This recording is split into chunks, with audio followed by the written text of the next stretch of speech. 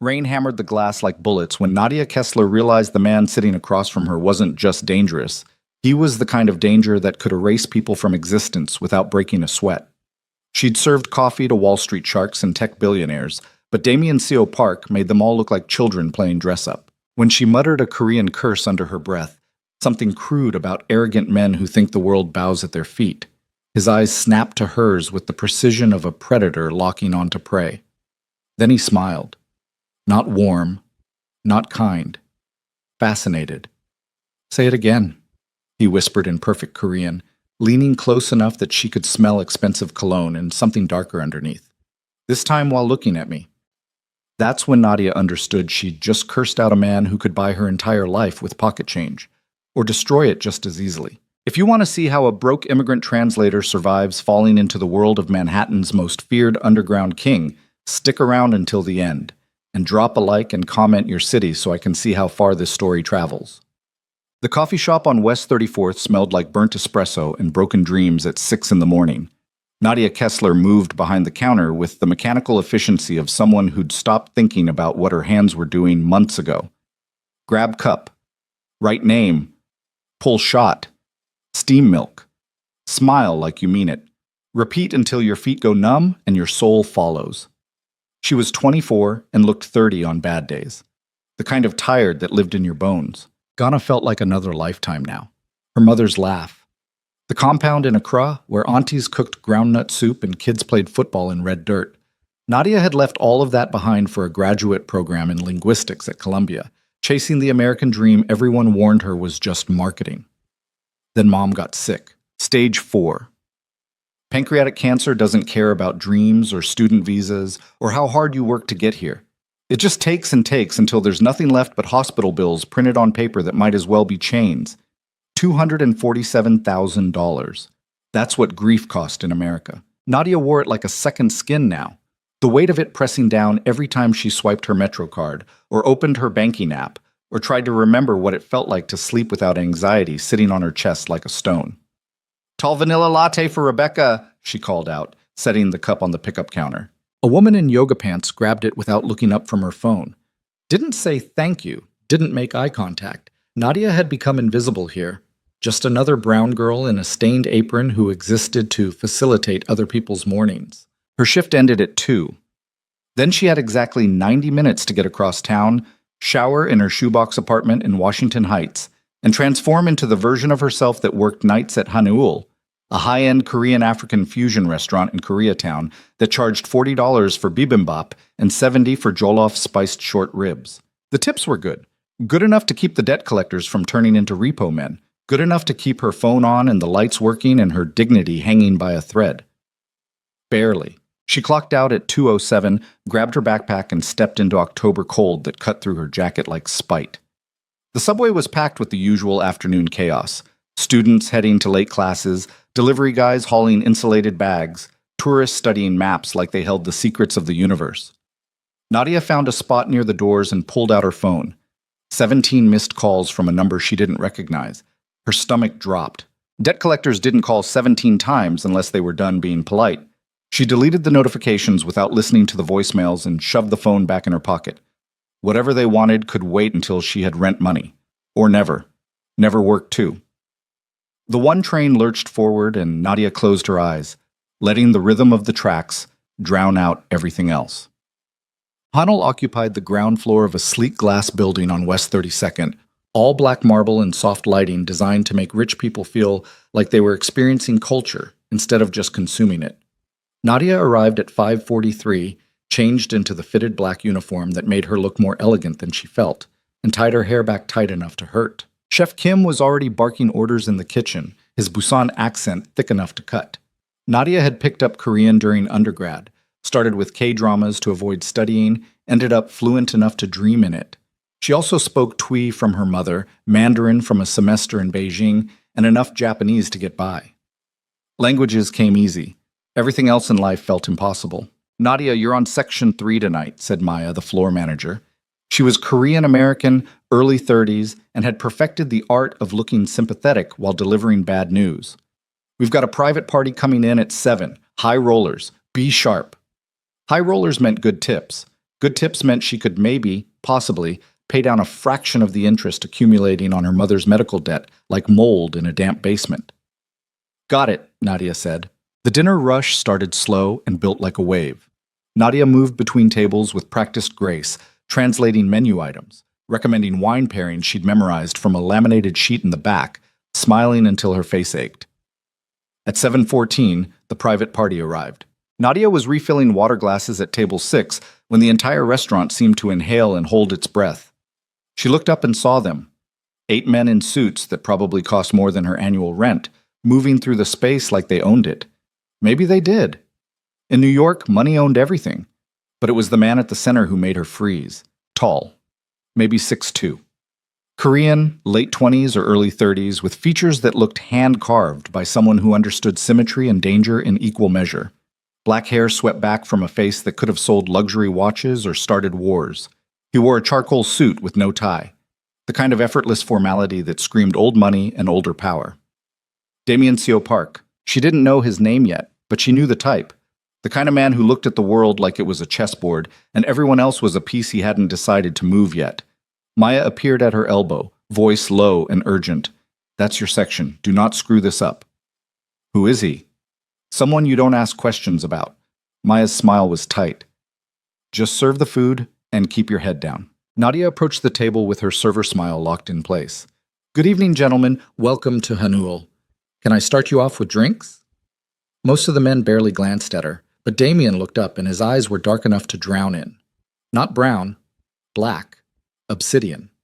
The kind of gaze that didn't just see you but cataloged everything about you in 3 seconds flat. Soju, he said. His voice was quiet, but absolute, the kind that didn't need volume to command attention. The Huayo 41, bring 2 bottles. His English was perfect, American accented, but there was something underneath it, something older. Of course, Nadia said. She turned to leave, but his voice stopped her. You speak Korean? It wasn't a question. Nadia froze, turned back. I do. Interesting. Damien's expression didn't change, but something flickered in his eyes. Curiosity, maybe. Or recognition. What else? Excuse me? What other languages do you speak? The other men at the table had gone quiet, watching this exchange like it meant something she didn't understand yet. Nadia's throat felt tight. Twi, Mandarin, some Japanese. Impressive. He leaned back in his chair, still watching her with that unnerving focus. Where did you study? This felt like a test. She didn't know the right answer. Columbia, linguistics program. Past tense? I didn't finish. Why not? The question landed like a punch. Too personal, too direct, none of his damn business. Family emergency, Nadia said, keeping her voice neutral. Professional. I'll get those drinks. She walked away before he could ask anything else, her heart hammering against her ribs for reasons she couldn't name. In the service station, she gripped the edge of the counter and breathed slowly through her nose. Maya appeared again. What did he say to you? Asked about languages. That's it? That's it. Maya looked unconvinced but didn't push. Just be careful. Men like that don't make small talk. Nadia brought the soju back on a black lacquer tray, poured the first round with steady hands, and retreated to a polite distance while they talked. She couldn't hear most of the conversation. They spoke in low tones, switching between English and Korean so fluidly it felt like code. But she caught fragments. The shipment clears customs Tuesday. Victor confirmed the route? He's handling it personally. Good. I don't trust anyone else. Normal business talk, maybe. Or maybe not. Something about the way they said it felt off. Like every word had another meaning underneath. Nadia cleared plates, refilled drinks, stayed invisible. Until one of the men, younger, cocky, with gelled hair and too much cologne, reached out and grabbed her wrist as she reached for an empty glass. Hey, he said in Korean, grinning like they were friends. You're pretty. You from Seoul? Nadia pulled her hand back firmly but politely. Ghana, actually. Ghana? He laughed loud and obnoxious. You don't look African. I don't look like your business either, she said in Korean, keeping her tone light but final. Excuse me. She turned to walk away, but he wasn't done. Come on, don't be like that. I'm just being friendly. You should smile more. Something inside Nadia snapped. Maybe it was the 17 missed calls. Maybe it was the debt that never slept. Maybe it was just the lay of being treated like decoration by men who thought money made them gods. She muttered under her breath in Korean, barely audible. Jotgatsne, Shibal Namja. Fucking idiot. Goddamn man. The table went silent. Nadia's stomach dropped as she realized what she'd done. She hadn't meant to say it out loud. Definitely hadn't meant for anyone to hear, but Damien heard. His head turned slowly toward her, and for one terrible second she saw something dangerous flash across his face. Then it disappeared behind something worse. Amusement. He stood up. 6 feet 2 inches of controlled violence in a tailored suit, walked toward her. The entire restaurant seemed to hold its breath. Damien stopped close enough that she could see the fine weave of his shirt, smell the cedar and smoke of his cologne, feel the heat of him in the cold space between their bodies. Then he spoke in Korean, quiet and precise. Say it again. Nadia's mouth went dry. I apologize, sir. That was inappropriate. I didn't ask for an apology. His voice was silk over steel. I said say it again, this time while looking at me. Her pulse was a drum in her ears. Every instinct screamed to back down, apologize again, grovel if necessary.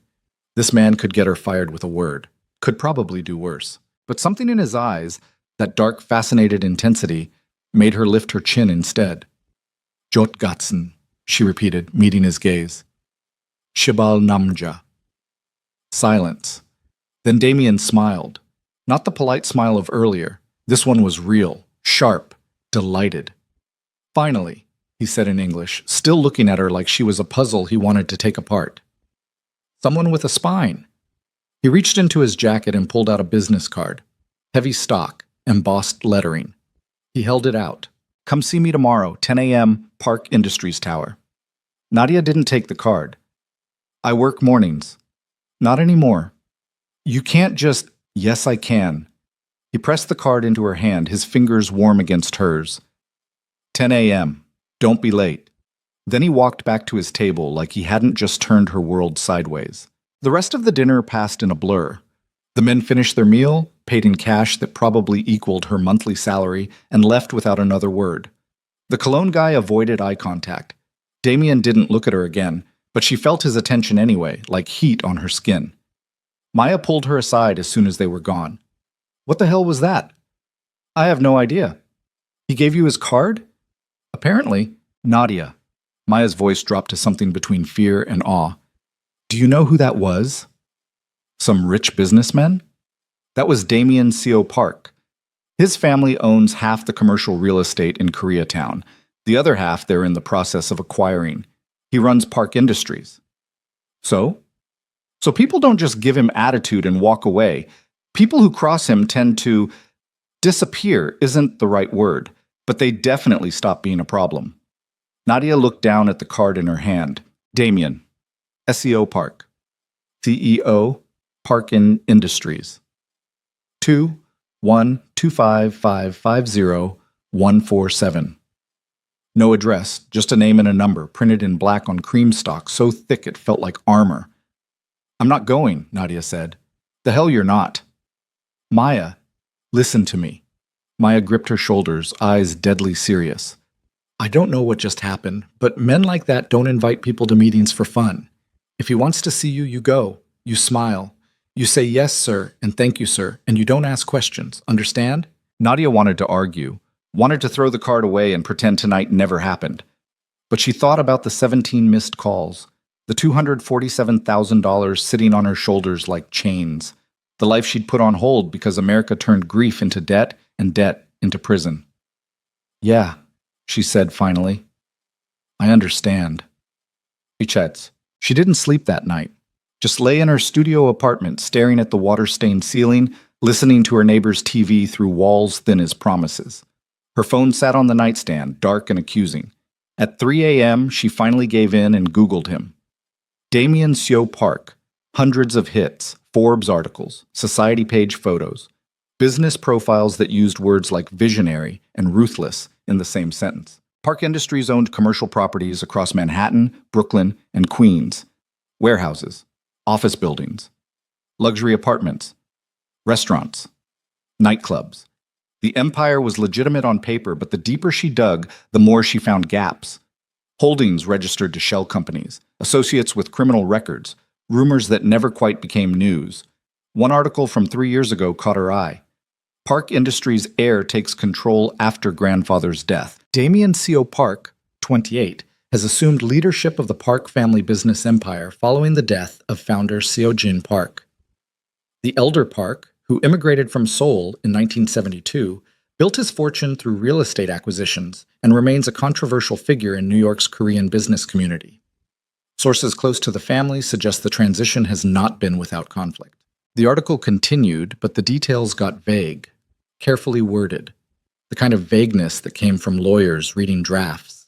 Nadia closed her laptop and stared at the card sitting on her desk. Tomorrow at 10, she could walk into whatever this was. Or she could ignore it, keep her head down, keep drowning slowly in debt until she drowned completely. At 5 a.m., she gave up on sleep, showered, and put on the only professional outfit she owned, black slacks and a white button-down she'd bought for her Columbia interviews 4 years ago. It still fit, but barely. She'd lost weight since Mom died, the kind of weight you lose when eating feels optional and grief tastes like ash. She arrived at Park Industries Tower at 9:47. The building was all glass and steel on West 38th, 60 stories of architectural intimidation that made her feel small just looking at it. The lobby was marble and chrome, sterile as a hospital, and twice as cold. A receptionist with perfect makeup and a smile that didn't reach her eyes looked up. "Can I help you?"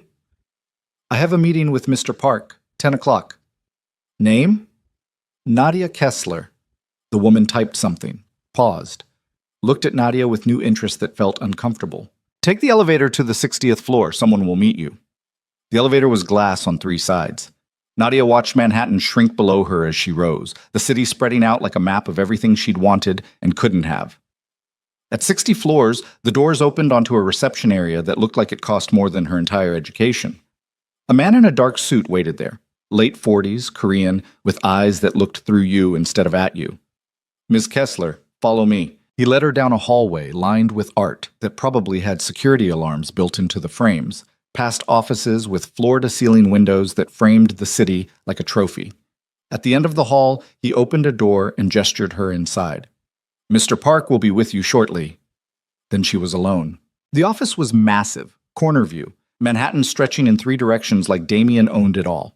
The furniture was minimal, a desk that looked carved from a single piece of dark wood, leather chairs, a bookshelf filled with titles in English, Korean, and what looked like Mandarin.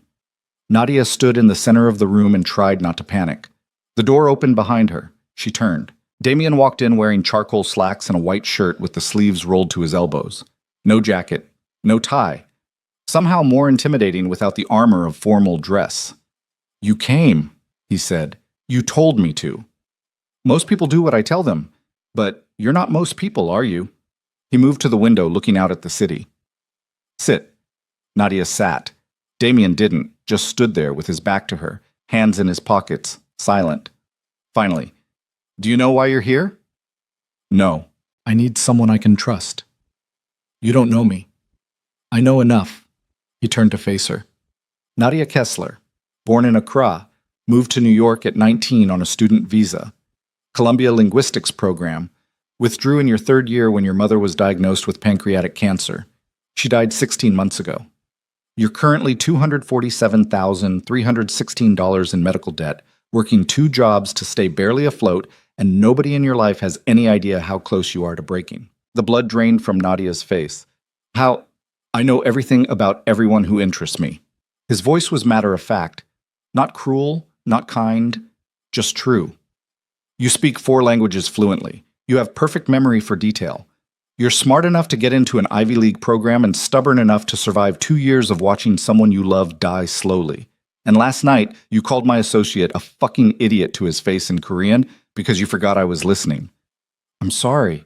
"Don't apologize." Damien walked to his desk, leaned against it. "It was the first honest thing I've heard in months. Everyone else is too afraid of me to tell the truth. You were too angry to care. That's useful." Nadia's hands were shaking. She clasped them together in her lap. "What do you want?" "I want to hire you." "As what?" "A translator, an analyst, someone who can listen to conversations in multiple languages and tell me what people are really saying underneath the words." He pulled a folder from his desk drawer, set it in front of her. 3 months. Full-time. Starting salary is $15,000 a month. When the contract ends, I'll erase your mother's medical debt entirely. All of it. You walk away clean. Nadia stared at the folder like it might explode. $45,000 plus freedom from the debt that was killing her. It was too much. Too easy. What's the catch? The catch, Damien said quietly, is that you'll be working for me. And my business exists in spaces that aren't always legal. You'll hear things, see things, be part of things that might make you uncomfortable, but you'll be safe. I protect what's mine. I'm not yours. Not yet. He smiled slightly. But if you take this job, you will be. That's how it works. Nadia opened the folder. The contract was real. Typed on official letterhead, lawyer approved, dated, and waiting for her signature. $45,000. Plus the erasure of $247,316 in debt that had been strangling her for 16 months. All she had to do was work for a man who radiated danger like heat off asphalt. A man who knew everything about her. A man who looked at her like she was valuable instead of disposable. I need time to think. No, you don't. Damien's voice was soft. You need this. I'm offering you a way out. The only question is whether you're brave enough to take it. Nadia looked up at him, saw the challenge in his eyes, the certainty that she would say yes because what other choice did she have? She hated him for being right, hated herself for proving him right. Where do I sign? Bon. She started the next morning. A car picked her up at 8. Sleek black sedan with tinted windows and a driver who didn't make small talk.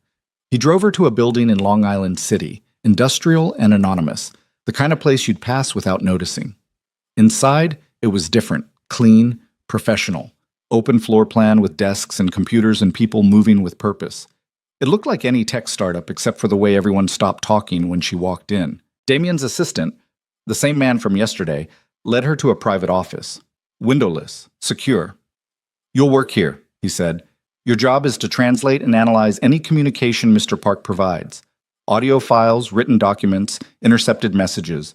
You'll prepare reports summarizing content, tone, and any hidden meanings you identify. Everything you see and hear is confidential. Violation of that confidentiality results in immediate termination and legal action. Understood? Yes. He handed her a laptop. Password is your employee ID number. First assignment is already uploaded. Mr. Park expects the analysis by end of day. Then he left. Nadia sat down, opened the laptop, and found a folder labeled translation_001. Inside, 3 audio files in Korean. She plugged in headphones and hit play. The first file was a phone call. 2 men discussing shipping routes. Nothing unusual until she listened closer and realized they were using code. Packages that weighed too much to be legal goods. Deliveries scheduled for 3 a.m. References to customs officials by first name only. The second file was in Mandarin. A negotiation about territory. Street corners, protection fees. Who paid whom and what happened to people who didn't pay. The third was back to Korean. This one made her skin crawl. A man's voice, cold and precise.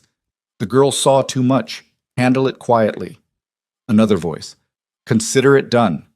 Nadia pulled off the headphones and stared at the screen. This wasn't a legitimate business. This was exactly what Maya had warned her about. Damien C.O. Park wasn't just a CEO. He was running an empire built on fear, money, and violence dressed up as commerce. And she'd just signed a contract to work for him. Her phone buzzed. A text from an unknown number. How's the first assignment going? She knew without asking it was him. Nadia looked at the files, looked at the door, looked at the choice she'd already made. Then she started typing her analysis, because $247,000 in debt didn't care about her conscience, and neither did the man who now owned 3 months of her life. Nadia submitted her first report at 4:47 p.m. By 4:52, Damien called her directly. You caught the double meaning in the third file, he said without preamble. No hello, no small talk, just the acknowledgement that she'd done exactly what he'd hired her to do. The phrase about handling it quietly. They weren't talking about a business problem. No, they weren't. His voice was even, unbothered, like discussing murder was just another Tuesday. What else? Nadia glanced at her notes. The Mandarin conversation referenced Brother Chen 3 times, each time with deference. He's not an employee. He's a partner or rival, someone with equal power. Good. Anything else? The shipping route conversation mentioned a customs official named Tommy. First name basis suggests he's on your payroll. Silence on the other end. Then, "You're better at this than I expected." Should I be flattered or terrified? Both. She heard the smile in his voice. Same time tomorrow. There'll be new files waiting. He hung up before she could respond. The driver took her home in silence. Nadia climbed the 4 flights to her apartment, locked the door behind her, and stood in the shower until the hot water ran cold. She kept thinking about the 3rd audio file. The girl who saw too much. Handle it quietly. Somewhere in New York tonight, a woman was going to die because she'd been in the wrong place at the wrong time. And Nadia had just translated the order that sealed her fate. She didn't sleep, just lay in bed staring at her phone, wondering if she should call someone. The police, the FBI, anyone. But who would believe her? She had no proof, no names, no details beyond a voice on a recording that she wasn't supposed to have heard in the first place. And even if they believed her, what then? She'd violated the confidentiality agreement. Damien would know. Men like him always knew. By morning, she'd convinced herself it was just business. The dark side of an empire she didn't understand and didn't need to understand. Her job was to translate, nothing more. She almost believed it. Week 1 became week 2. Nadia fell into a rhythm that felt surreal and mundane at the same time. Wake up. Car picks her up. Translate files. Submit reports. Go home. Repeat. The work itself was intense. Hours of audio in multiple languages, coded conversations that required her to read between syllables, documents where every comma might hide a threat. She learned to recognize voices, to catch regional accents that revealed where someone was from, to identify hesitation that meant lying and confidence that meant truth. Damien never visited the Long Island city office, but he called her every few days, always with questions that proved he'd read her reports carefully, testing her, pushing her to dig deeper. The Korean conversation from Tuesday, he said one afternoon, you noted unusual formality in the speaker's language. Yes, he used honorifics typically reserved for elders or superiors. To whom? Someone named Victor. Another pause.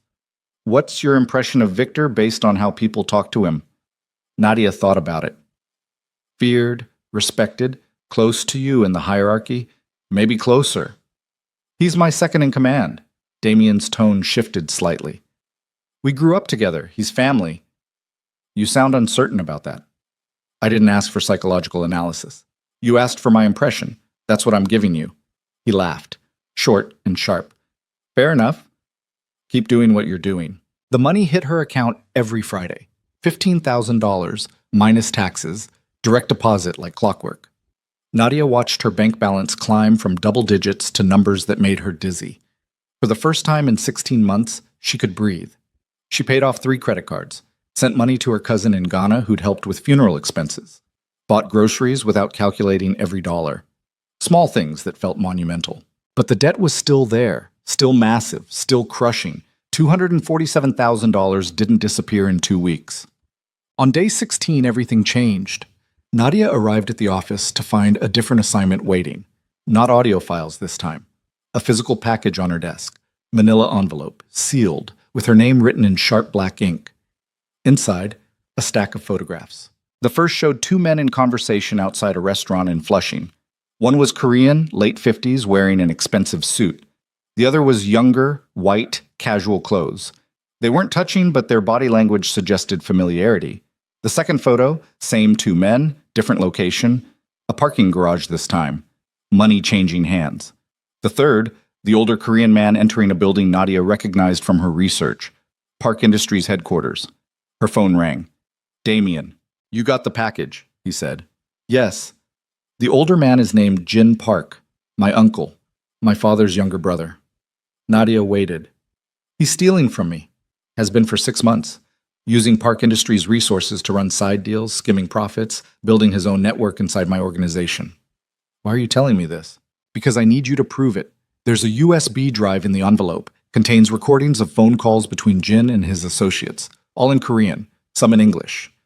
I need transcripts, full analysis, every detail. Nadia pulled out the USB drive. This feels different from the other assignments. It is. This is family, which makes it personal and dangerous. His voice hardened. Jin knows I'm watching him. If he finds out I have someone translating his calls, he'll come after you. So you don't tell anyone about this. Not your roommate, not your friends, not anyone. Understood? I don't have a roommate. I know. That makes you safer. A pause. But also more vulnerable. I'm assigning someone to watch your building. You won't see him, but he'll be there. You're having me followed? I'm keeping you alive. There's a difference. Nadia wanted to argue.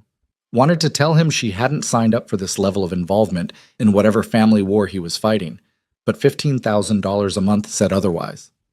How long do I have? 3 days. And Nadia? His voice dropped lower. Don't disappoint me. She worked 16-hour days. The recordings were extensive. Weeks of phone calls, some lasting hours. Jin Park spoke in rapid-fire Korean mixed with English slang, jumping between topics with the ease of someone who thought he was untouchable. He talked about shipments, payoffs, territorial disputes, referenced people by nickname only, used code words that shifted meaning depending on context. But Nadia had always been good with patterns. By day 2, she'd mapped out Jin's entire operation.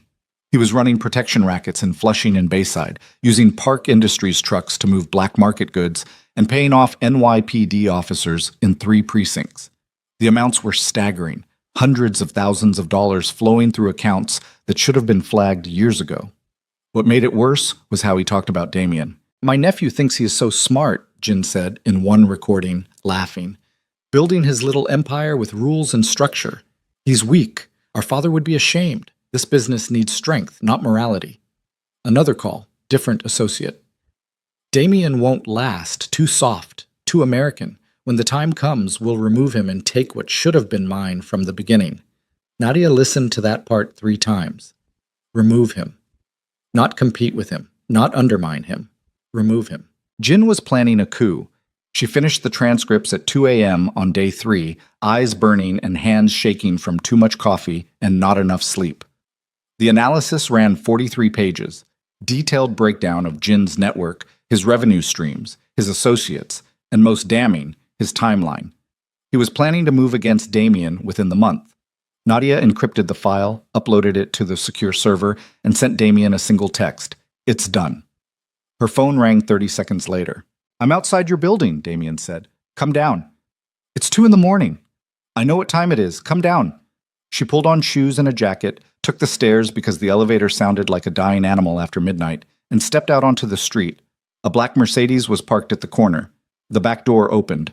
Nadia hesitated, then got in. Damien sat in the darkness, illuminated only by passing streetlights. He wore jeans and a black sweater. The most casual she'd ever seen him. It made him look younger, almost human. Tell me, he said. So she did. Walked him through everything she'd found, watching his expression shift from cold focus to something that looked like grief wearing a mask of rage. When she finished, he was quiet for a long time. He's my father's brother, Damien finally said. I grew up calling him uncle. He taught me to play chess, came to my college graduation. I'm sorry. Don't be. This business doesn't care about family. He looked at her. You did good work, better than good. What are you going to do? What I have to. He reached into his jacket and pulled out an envelope, handed it to her. Bonus for the extra hours and the risk. Nadia opened it. $10,000 in cash. This is too much. No, it's not. You just gave me evidence to dismantle a coup before it starts. That's worth considerably more than $10,000. His eyes met hers in the dim light. You could have done a surface job. Given me enough to confirm what I already suspected. Instead, you gave me everything. Why? She thought about lying, thought about saying it was just professionalism. But something about the way he looked at her, really looked like he could see past every defense, made her tell the truth. Because you trusted me with something that matters to you, and nobody's done that in a long time. Damien's expression softened slightly. You're still afraid of me. Yes. Good. Fear keeps you careful, but you're not afraid enough to do bad work. He leaned back against the seat. That's rare. So what now? Now you go back to regular assignments. The Jin situation is handled. You don't need to worry about it. Handled meaning he'll be dealt with in a way that sends the right message without starting a war. Damien's voice was flat, final. This is the part where you don't ask questions. Nadia nodded slowly.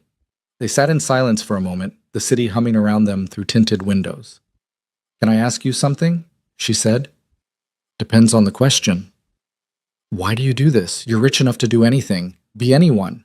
Why run an empire built on fear? Damien was quiet for so long she thought he wouldn't answer. Then, my grandfather started this business when he came to New York in the 70s.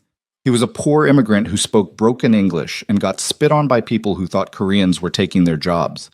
So he built power the only way he could, through fear and money, and making himself too dangerous to ignore. He paused, staring out at the dark street. He died 3 years ago and left it all to me.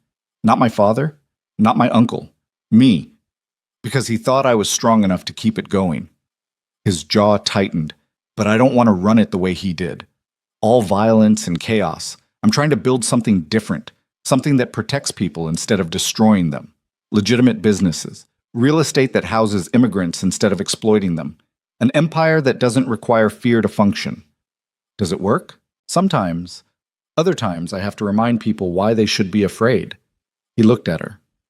That's the balance. Power without violence is meaningless, but violence without purpose is just cruelty. Sounds exhausting. It is. A ghost of a smile. That's why I need people like you. People who see the world clearly and don't bullshit me about it. Nadia felt something shift in her chest, something dangerous and complicated. I should go, she said. Yeah. But he didn't move to open the door. Nadia? Yeah?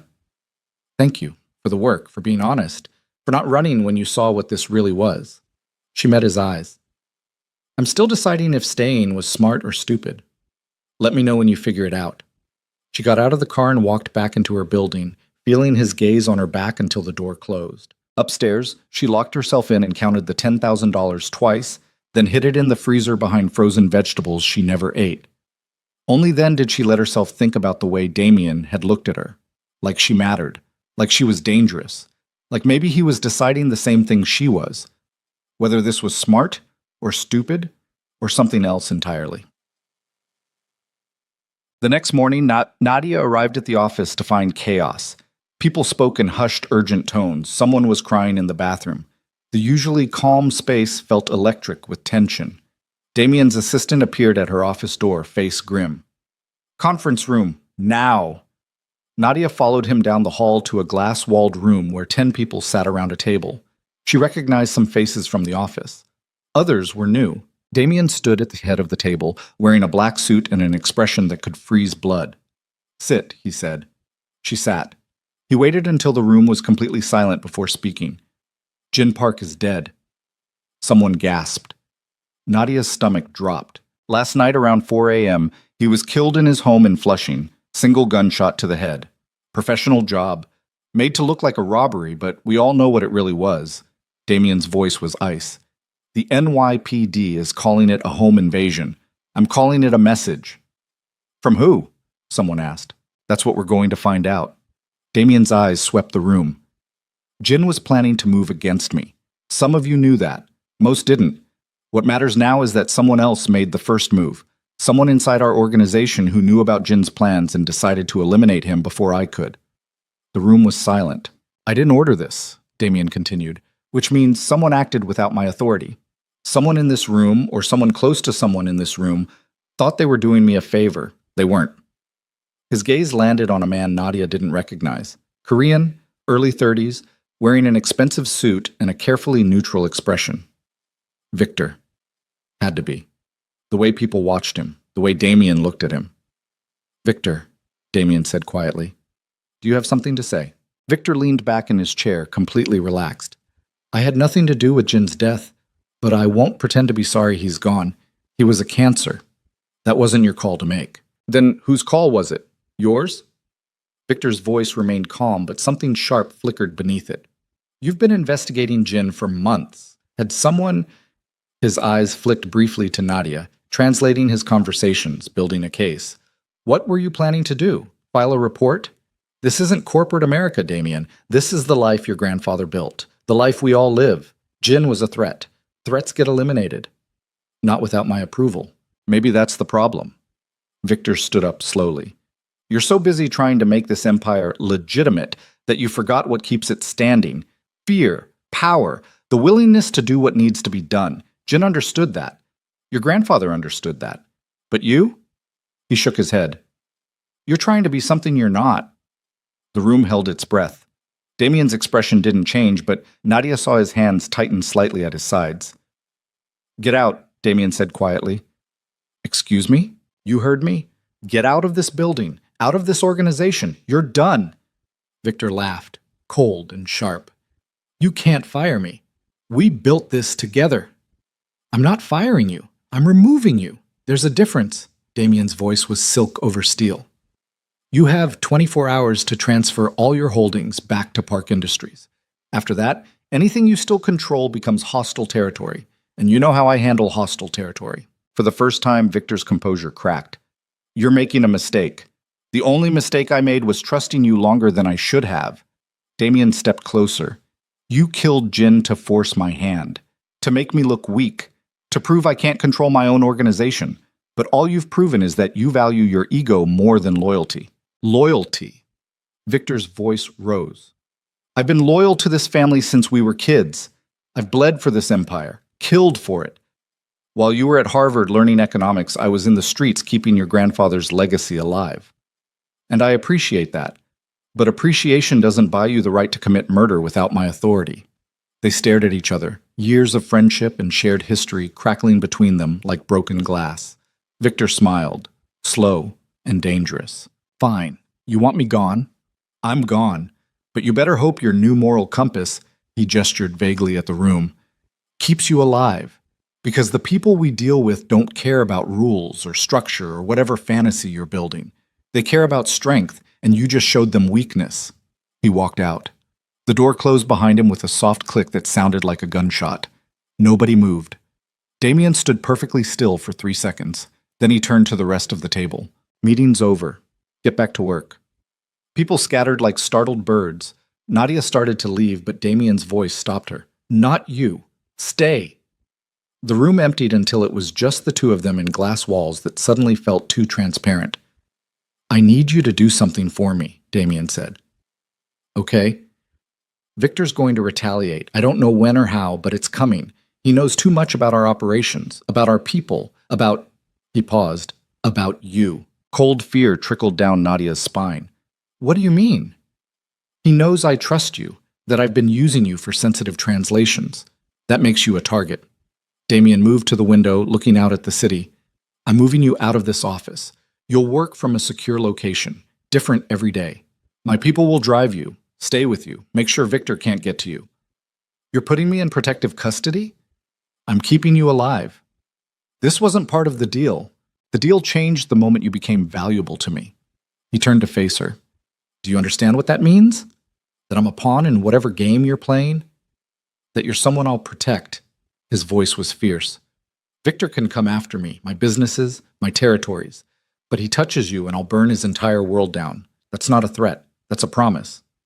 Nadia stared at him, heart hammering. Why? Why do I matter that much? Damien crossed the space between them in 3 strides. Stood close enough that she could see gold flecks in his dark eyes. Because you looked at my empire and didn't flinch. Because you did the work even when it scared you. Because you called me an arrogant bastard in Korean and then said it again when I asked. His voice dropped lower. Because when I'm with you, I remember what it feels like to trust someone. The air between them felt electric. That's dangerous, Nadia whispered. I know. We barely know each other. I know everything about you. Your favorite color is blue. You take your coffee with too much sugar and no cream. You call your cousin in Ghana every Sunday, even though the time difference means you're awake at 5 a.m. You cry during sad movies, but pretend you don't. You haven't been on a date in 3 years because you were too busy taking care of your mother and then too busy drowning in debt. Should I continue? Nadia couldn't breathe. How? I told you. I know everything about everyone who interests me. He reached up slowly, giving her time to pull away. When she didn't, his hand cupped her face gently. And you interest me more than anyone has in a very long time. She should step back, should remind him this was a professional relationship, should maintain boundaries. Instead, she leaned into his touch. This is a terrible idea, she said. Probably. You're my boss. Technically true. You run a criminal empire. I'm working on that. I'm scared of you. You should be. His thumb brushed her cheekbone. But you're still here. I'm an idiot. You're brave. He leaned closer. And if I kiss you right now, are you going to punch me or kiss me back? Nadia's laugh came out shaky. I haven't decided yet. Fair enough. But he didn't move away. Neither did she. They stood there in the glass room with Manhattan watching, balanced on the edge of something that would change everything. Damien's phone rang. The spell broke. He stepped back, pulling the phone from his pocket with a muttered curse. Looked at the screen, his expression hardened. I have to take this. He pressed answer. Talk to me. Nadia watched his face shift through expressions. Concern, anger, cold calculation. When? He said. How many? Fuck. No, lock it down. Nobody in or out until I get there. 20 minutes. He hung up. What happened? Nadia asked. One of our warehouses in Red Hook was just hit. Armed crew. They took everything. Shipments worth $500,000. Victor? Has to be. The timing's too perfect. Damien was already moving toward the door. I need to go. My driver will take you to a safe house in Brooklyn. Pack enough clothes for 3 days. Don't go back to your apartment. Don't contact anyone. Just disappear until this is over. Damien. He stopped at the door, turned back.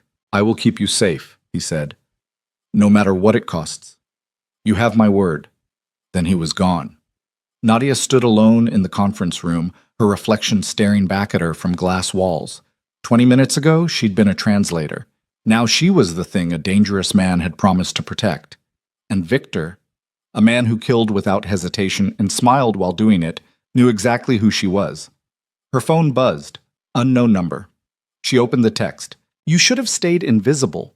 Now you're just another piece on the board, and pieces get sacrificed. V.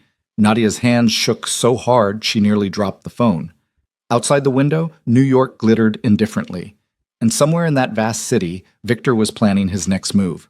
A move that would put her directly in the crossfire of a war she'd never wanted to fight. The safe house was a fourth-floor walk-up in Sunset Park, sandwiched between a bodega and a laundromat that smelled like industrial detergent and broken promises.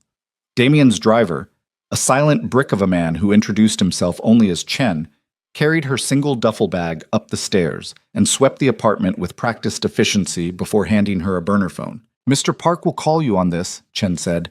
Don't use your regular phone. Don't order food. Don't open the door for anyone except me or Mr. Park. There's cash in the kitchen drawer and enough supplies for a week. How long am I supposed to stay here? Until Mr. Park says otherwise. Then he left, and Nadia was alone with peeling wallpaper and the distant sound of someone's television bleeding through thin walls. She checked the kitchen drawer. $5,000 in mixed bills, rubber-banded in stacks. The fridge held basics, eggs, bread, milk, containers of pre-made meals from a Korean deli. The freezer was empty except for ice cube trays and a handgun wrapped in plastic. Nadia stared at the weapon for a long moment before closing the freezer door. She'd crossed into a world where guns in freezers were standard precautions. The burner phone rang at 11 p.m. You settled in? Damien's voice sounded tired, strained, as settled as you can be in a strange apartment with a gun in the freezer. You found that. Good. Do you know how to use it? No. Chen will teach you tomorrow. For now, just know it's there. Background noise filtered through the line. Voices, movement, the controlled chaos of a crisis being managed. The warehouse hit was worse than I thought. They didn't just take merchandise. They took records, shipping manifests, client lists, everything I need to run the legitimate side of operations. Can you rebuild it?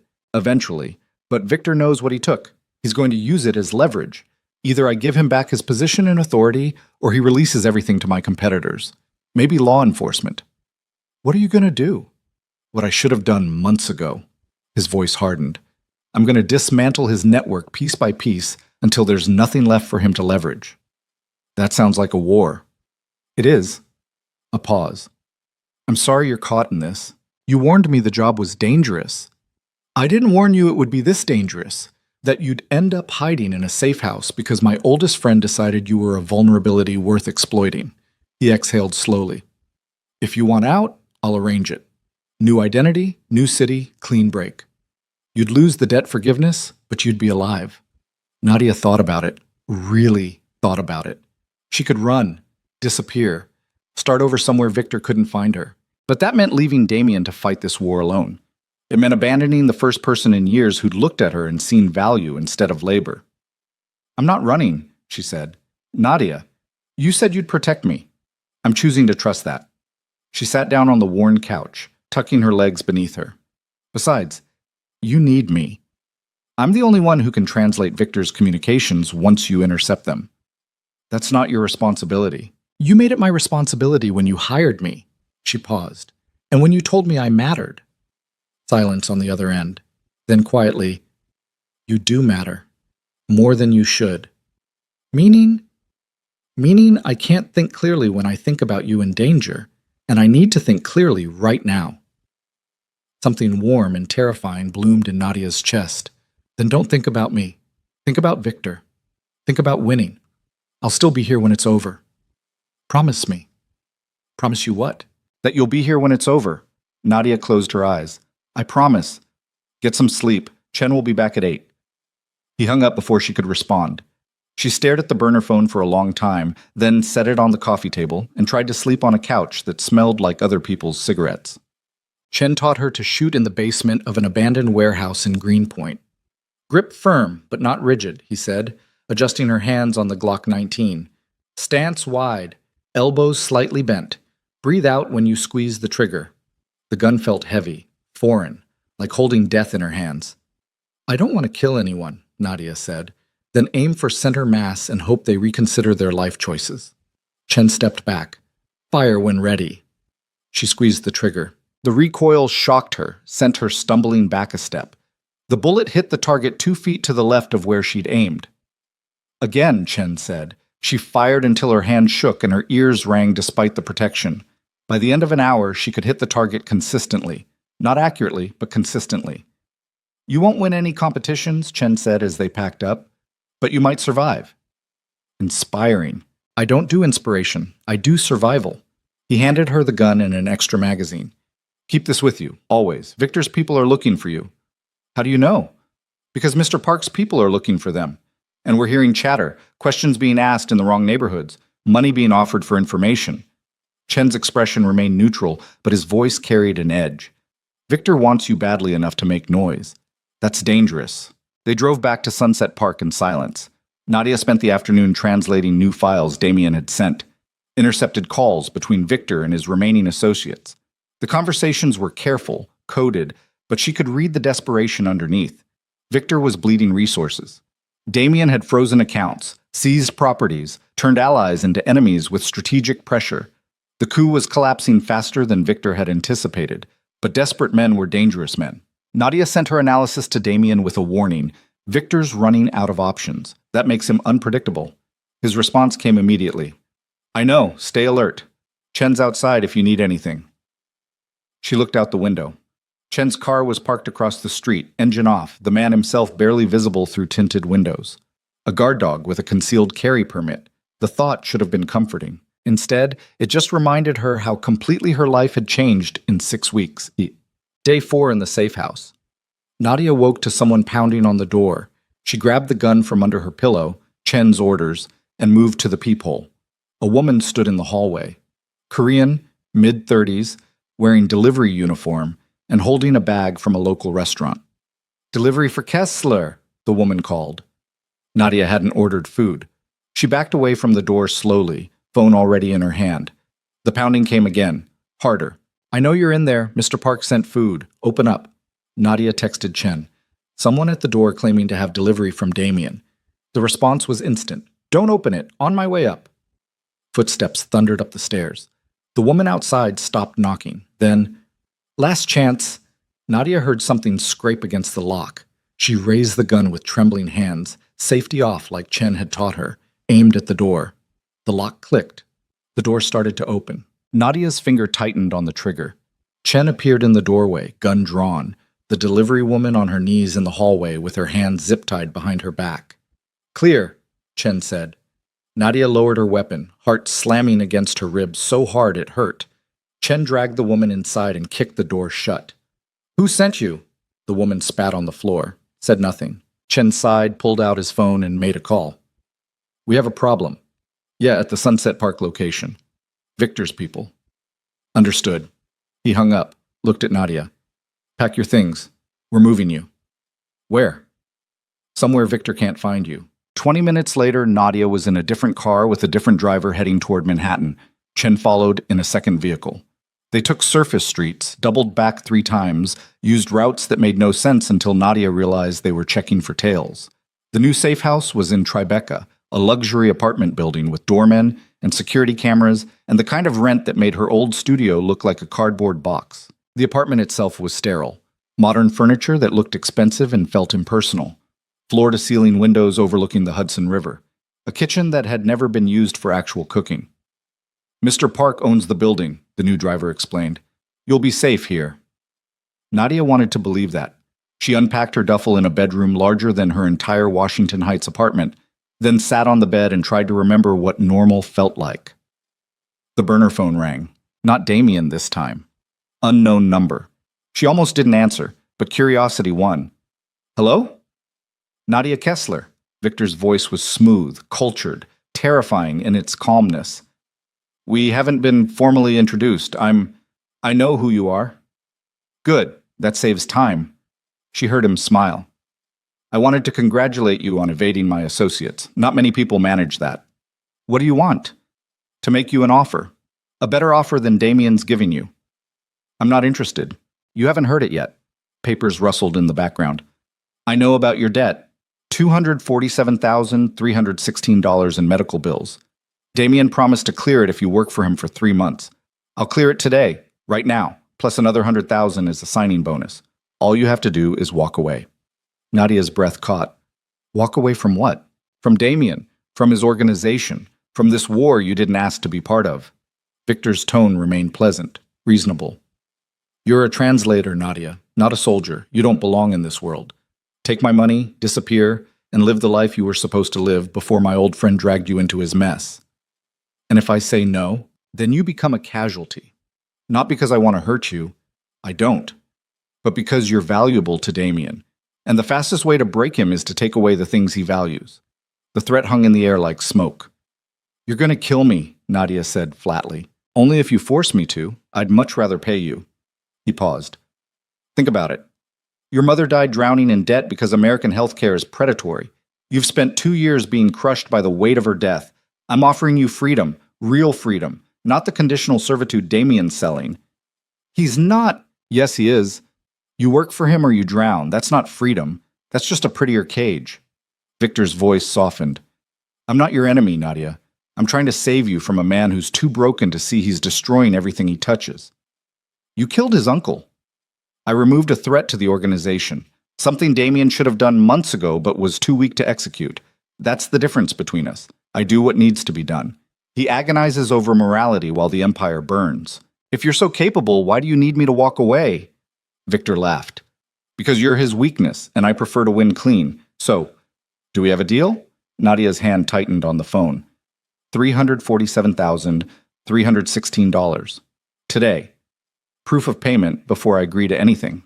Smart girl. Give me your banking information and I'll wire it within the hour. How do I know you won't just kill me after I give you what you want? You don't. But I give you my word that if you leave New York tonight and never contact Damien again, you'll live a long, happy life somewhere far from this city. His voice hardened slightly. Stay, and I'll make sure you regret it. Choose wisely. He hung up. Nadia sat in the expensive bedroom overlooking the Hudson, phone trembling in her hand. $347,000. Freedom from the debt that had choked her for 2 years. All she had to do was abandon the man who trusted her, who'd protected her, who'd looked at her like she was valuable instead of disposable. The man she was falling for despite every rational instinct screaming that it was suicide. She texted Damien. Victor just called. Made me an offer. The response took 3 minutes. What kind of offer? Money to walk away. A lot of money. Another pause. Then, are you going to take it? Nadia stared at the question for a long time. Honest answer. She didn't know. She typed, I need to see you in person, not safe. Victor's watching my movements. I don't care. If you want me to stay, you need to look me in the eye and tell me why. 10 minutes of silence.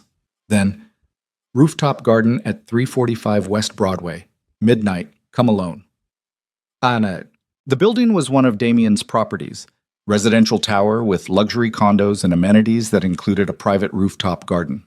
Nadia arrived at 11:53, took the elevator to the top floor, and stepped out into a space that looked like someone had transplanted a Korean palace garden onto a Manhattan rooftop. Stone lanterns, cherry trees and massive planters, a small pond with koi fish, wooden benches arranged around carefully raked gravel paths. Damien stood at the edge, looking out at the city sprawled below like scattered diamonds. He turned when he heard her footsteps. "You came," he said. "You knew I would." He smiled slightly. "I hoped." Nadia crossed the garden until she stood beside him. Up close she could see the exhaustion carved into his features, the tension in his shoulders, the weight of a war he was fighting on multiple fronts. "Victor offered me $347,000 to disappear," she said. "I know. I intercepted the call." Damien's voice was quiet. "Are you going to take it?" "That depends on your answer to my next question." "Ask." Nadia turned to face him fully. "Why do I matter to you? The real reason. Not because I'm a good translator or because I'm useful. Tell me the truth." Damien was silent for a long moment, jaw working like he was chewing on words he didn't want to say. Finally, "Because when I'm with you, I remember what it feels like to be human instead of a weapon. Because you look at me and see a person, not a position. Because you cursed at me in Korean and then refused to apologize, and I realized I'd been surrounded by fear for so long I'd forgotten what honesty sounded like." He stepped closer. "Because I've built an empire on power and control, but the only time I feel powerful is when you choose to stay even though you're terrified. Because I trust you more than I've trusted anyone since my grandfather died. Because—" He stopped, swallowed hard. "Because I'm falling for you, and it scares the hell out of me." Nadia's breath caught. "That's the worst possible thing you could have said." "I know. This can't work. You know that, right? You're a—" She gestured helplessly. "Crime lord. I'm a broke immigrant with student loan debt and a dead mother. We exist in completely different worlds." "I know that too." "Then why—" "Because I don't want to exist in my world anymore. If you're not in it." His voice was raw, honest in a way that felt like standing naked. "Take Victor's money if you want. Walk away. Build a life that doesn't include violence and danger and safe houses. I won't stop you. I won't even blame you." He reached out slowly, giving her time to pull back. When she didn't, his hand cupped her face. "But if you stay, I swear to you I will do everything in my power to give you the life you deserve. Not as my employee. Not as someone I'm protecting out of obligation. As someone I—" He couldn't finish the sentence. Didn't need to. Nadia saw it in his eyes. The terrifying vulnerability of a man who'd built walls so high he'd forgotten what sunlight felt like, now tearing them down for someone who could destroy him completely. "This is insane," she whispered. "Completely. Victor will come after me harder if he knows I chose you." "I'll handle Victor." "You can't promise that." "Watch me." His thumb brushed her cheekbone. "Stay, Nadia, please. Not because of money or debt or contracts. Stay because you want to, because you feel this too." She did feel it. Had been feeling it since the night in his office when he'd looked at her and seen everything. Had been falling for him despite every rational thought screaming it was dangerous and stupid and would end in disaster. "If I stay," she said slowly, "I'm staying as myself. Not as someone you own or control or protect like property. I make my own choices, including the choice to walk away if this becomes something I can't survive. Deal. And you have to tell me the truth, always, no matter how ugly it is." "I can do that." And Damien kissed her, gentle at first, like he was afraid she'd shatter, then deeper when she kissed him back, hands fisting in his shirt like an anchor in a storm. It tasted like desperation and relief, and the terrifying freedom of choosing something dangerous because it felt right. When they finally broke apart, both breathing hard, Nadia rested her forehead against his. "I'm still terrified of you," she whispered. "Good. Don't stop. Fear keeps you sharp. But I'm more terrified of losing you." Damien's arms tightened around her. "You won't. I promise you won't." It was a promise he couldn't keep. They both knew it. But in that moment, on a rooftop garden overlooking a city that didn't care about broken people trying to build something real, they chose to believe it anyway. Nadia woke in Damien's penthouse at 6 a.m. to her phone ringing. Not the burner, her regular phone. the one she wasn't supposed to be using. She grabbed it, saw Chen's number, and answered. "We have a problem," Chen said without preamble. "Victor knows where you are." Nadia sat up, heart already racing. "How?" "Doesn't matter. Get dressed. We're moving you again. Now." She was pulling on clothes when she heard it. Footsteps in the hallway outside the bedroom. Too many footsteps. Damien was downstairs in his office. Had been there since 4 a.m., managing the war that never slept. These weren't his people. Nadia grabbed the gun from the nightstand, checked the magazine like Chen had taught her, and moved to the bedroom door. Locked it, backed toward the window. Someone tried the handle. Then a voice, muffled through the door. "We know you're in there, Ms. Kessler. This doesn't have to be difficult." Not Chen, not Damien's people. Victor's. Nadia's mind raced. The window led to a 30-story drop. The door was solid, but wouldn't hold forever. Her phone was on the bed, but calling for help meant time she didn't have. "Mr. Park is downstairs," the voice continued. Reasonable, almost kind. "We're not here for him, just you. Come quietly, and nobody gets hurt." She didn't believe that for a second. The door shuddered, someone kicking it, testing the lock. Nadia aimed the gun with shaking hands, wondering if she could actually shoot another human being. The door splintered. A man stepped through. Korean, 30s, wearing tactical gear like this was a military operation. He saw the gun, smiled. "You won't shoot." "Try me." He lunged. Nadia squeezed the trigger. The gun kicked. The sound was deafening in the enclosed space. The man stumbled but didn't go down. Body armor. He grabbed for the gun. Nadia fought like hell, kicking, scratching, using every dirty trick she'd learned growing up in Accra, where girls learned early that survival wasn't pretty. 2 more men entered the room. She didn't stand a chance. They wrestled the gun away, zip-tied her hands, dragged her toward the door. That's when she heard gunfire downstairs, shouting, Damien's voice cutting through chaos. "Where is she?" More gunfire. The men hauling Nadia toward the service elevator moved faster. She fought every step, screaming Damien's name until someone shoved a cloth in her mouth. They got her into the elevator, doors closing. The last thing she saw was Damien bursting into the hallway, covered in someone else's blood, eyes wild. Their gazes locked for one terrible second, then the doors closed, and she was gone. They took her to a warehouse in the Bronx. Concrete floors, industrial lighting, the smell of rust and old violence. Victor was waiting. He sat in a metal chair like it was a throne, wearing an immaculate suit and an expression of polite interest. "Nadia," he said as they shoved her into a chair opposite him, "I'm disappointed. I made you a generous offer. You chose poorly." She spat out the gag. "Fuck you." He smiled. "There's that fire. I can see why Damien's fascinated. He's going to kill you for this. Maybe. But first he's going to watch you suffer. Because that's the only way to break a man like Damien Park. You don't attack his empire. You don't threaten his power. You take away the one thing he values more than either." Victor stood, walked to where she sat bound to the chair. "I'm going to send him proof that I have you. A video. Something visceral. Then I'm going to give him a choice. Abandon his pathetic crusade to legitimize the family business and restore my position, or I'll return you to him in pieces." Nadia's blood turned to ice. "He won't negotiate with you." "He will. For you, he will." Victor crouched down until they were eye level. That's his weakness.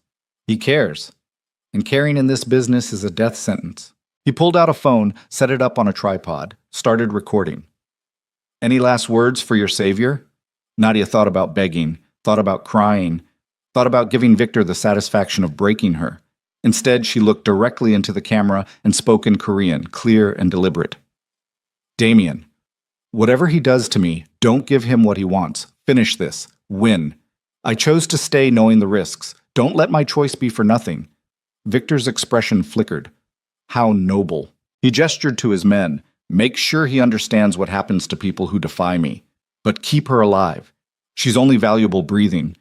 The first blow caught her across the face, snapping her head sideways. The second drove the air from her lungs.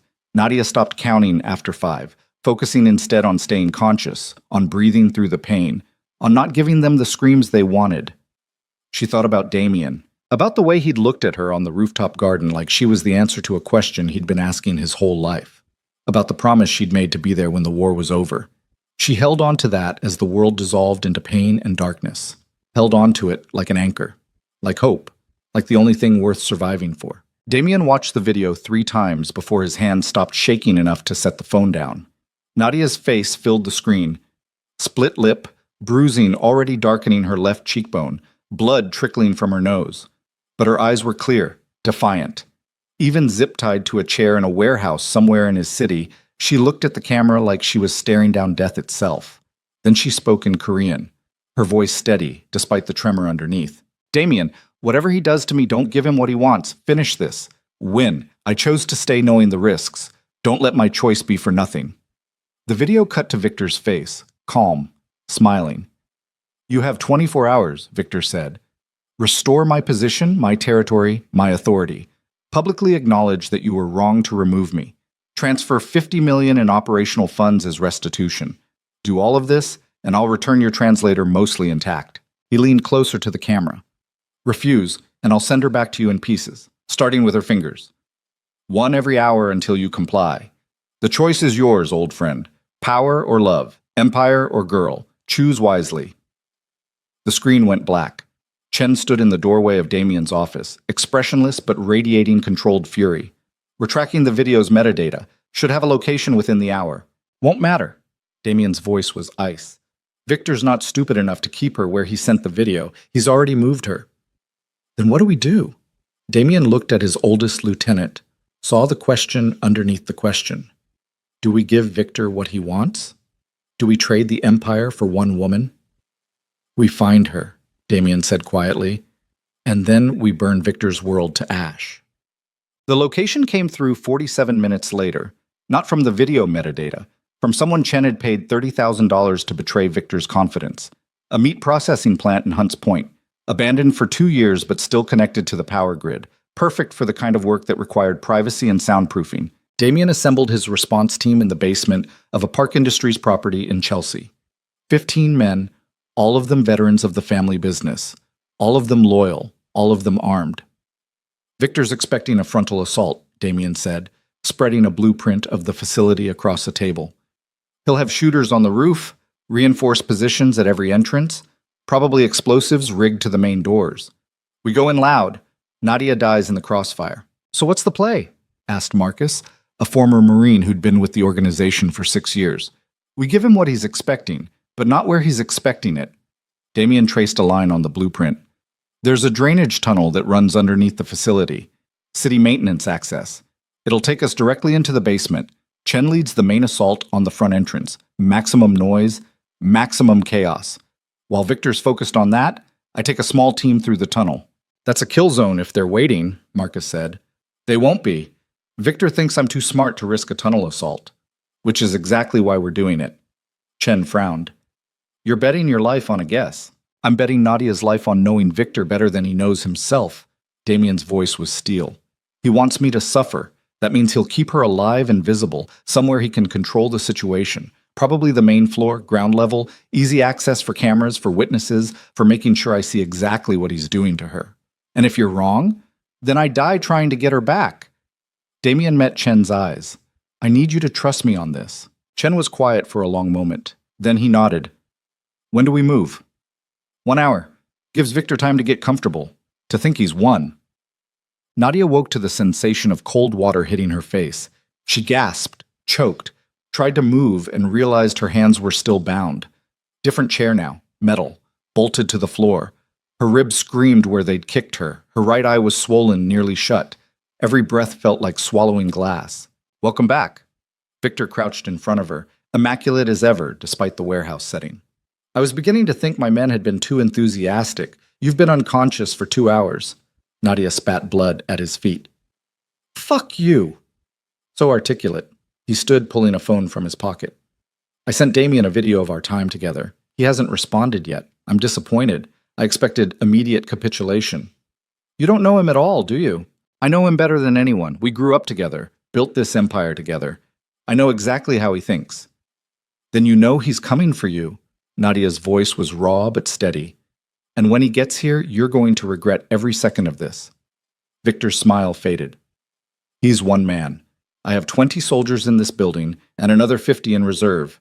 Even Damian Park isn't foolish enough to assault a fortified position for one woman. He will for me. Such confidence. Tell me, Nadia, what makes you so special? You're a translator, a broke immigrant with student debt. What could you possibly offer a man like Damian that's worth risking his empire? Nadia met his eyes. I see him. The real him. Not the king or the crime lord or the heir to a legacy. Just the man underneath. And he sees me the same way. That's something you'll never understand because you only see people as assets or threats. For the first time, Victor's composure cracked, just slightly. A flicker of something that might have been pain or rage or the ghost of a friendship that died the moment he put ambition over loyalty. You think you know him because he fucked you a few times? Victor's voice turned vicious. You're a distraction, a liability he'll discard the moment you become inconvenient. I've known Damien for 23 years. You've known him for 6 weeks. Don't confuse infatuation with significance. Is that what you tell yourself? That he removed you because you were inconvenient? Nadia laughed despite the pain. He removed you because you betrayed his trust, because you killed without his authority and proved you value power more than loyalty. You did this to yourself. Victor backhanded her across the face. The impact snapped her head sideways, sent blood spraying across concrete. You don't know what you're talking about, he snarled. I've bled for this organization, killed for it, sacrificed everything. While Damien was at Harvard learning economics, I was in the streets keeping his grandfather's empire alive. I earned my position. I earned his respect. But the moment he decided to play reformer, I became disposable. You became disposable when you stopped being trustworthy. Victor grabbed her throat, squeezed until black spots danced across her vision. I should kill you right now, he whispered. Send Damien your corpse as a message. Do it, Nadia choked the words out. Prove you're exactly the monster he thinks you are. His hand tightened. Then he released her, stepping back. No, you're worth more alive. For now. He wiped his hand on a handkerchief like touching her had contaminated him. But every hour Damien delays, I remove one of your fingers, professional, surgical. You'll survive. But you'll remember exactly what choosing him cost you. He pulled out a knife. Folding blade, serrated edge. Nadia's heart hammered against her broken ribs. Victor grabbed her left hand, forced her fingers straight. Let's start with the pinky. You won't miss it as much. The blade touched her skin. That's when the explosion started. The front entrance of the meat processing plant erupted in fire and smoke as Chen's team deployed breaching charges. Gunfire followed immediately. Controlled bursts from Damien's men, wild spray from Victor's as they scrambled to defensive positions. In the chaos, no one noticed the drainage grate on the north side of the building sliding open. Damien dropped into the tunnel first, followed by Marcus and 2 others. The smell hit them immediately. Decades of rot and industrial waste, thick enough to taste. They moved fast through waist-deep water, weapons held high, night vision turning the darkness green. The tunnel ended at a metal ladder. Damien climbed, slowly pushed open the access hatch, and emerged into the basement of the processing plant. Empty. Concrete and shadow and rusted machinery. He signaled the others up. Marcus appeared beside him. Ground floor access? Damien pointed to a service stairwell. 2 floors up. Stay tight. They moved like ghosts through the basement, cleared 2 storage rooms and a maintenance office before hitting the stairs. Above them, the firefight intensified. Chen was doing his job, making enough noise to pull every defender in the building toward the front. Damien took the stairs 2 at a time, Marcus covering his back. The stairwell door opened onto the main processing floor. That's where he found her. Nadia was zip-tied to a chair in the center of the massive space, blood on her face and terror in her eyes as Victor stood over her with a knife. 12 armed men surrounded them in a defensive perimeter. Damien didn't think, just raised his weapon and fired. The first shot took the nearest guard in the throat. The second hit another in the chest before anyone could react. Then chaos. Victor's men returned fire as Damien and his team scattered for cover behind industrial equipment. Bullets sparked off metal, shattered old machinery, filled the air with the smell of cordite and blood. Marcus took out 3 men with precise headshots. The 4th caught him in the shoulder, sent him sprawling. Damien kept firing, moving between cover points with the muscle memory of someone who'd learned violence before he learned calculus. He hit 2 more guards, dropped to reload behind a defunct conveyor belt, came up shooting. Victor had dragged Nadia's chair back toward a side exit, using her as a human shield. Stand down or she dies, Victor screamed over the gunfire. Damien killed the last guard between them, stepped out from cover with his weapon trained on Victor's head. Let her go. You'll shoot me the moment I do. I'll shoot you anyway. This way you die fast. They stared at each other across 20 feet of blood-spattered concrete.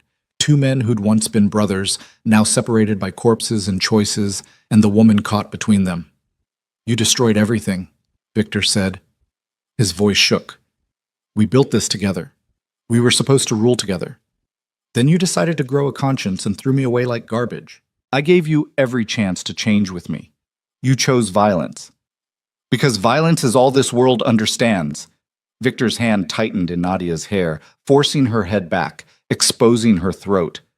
You think legitimacy will protect you? You think playing by rules written by people who hate us will keep you safe? You're a fool. Maybe, but I'd rather be a fool with a conscience than a king covered in innocent blood. Innocent? Victor laughed bitterly.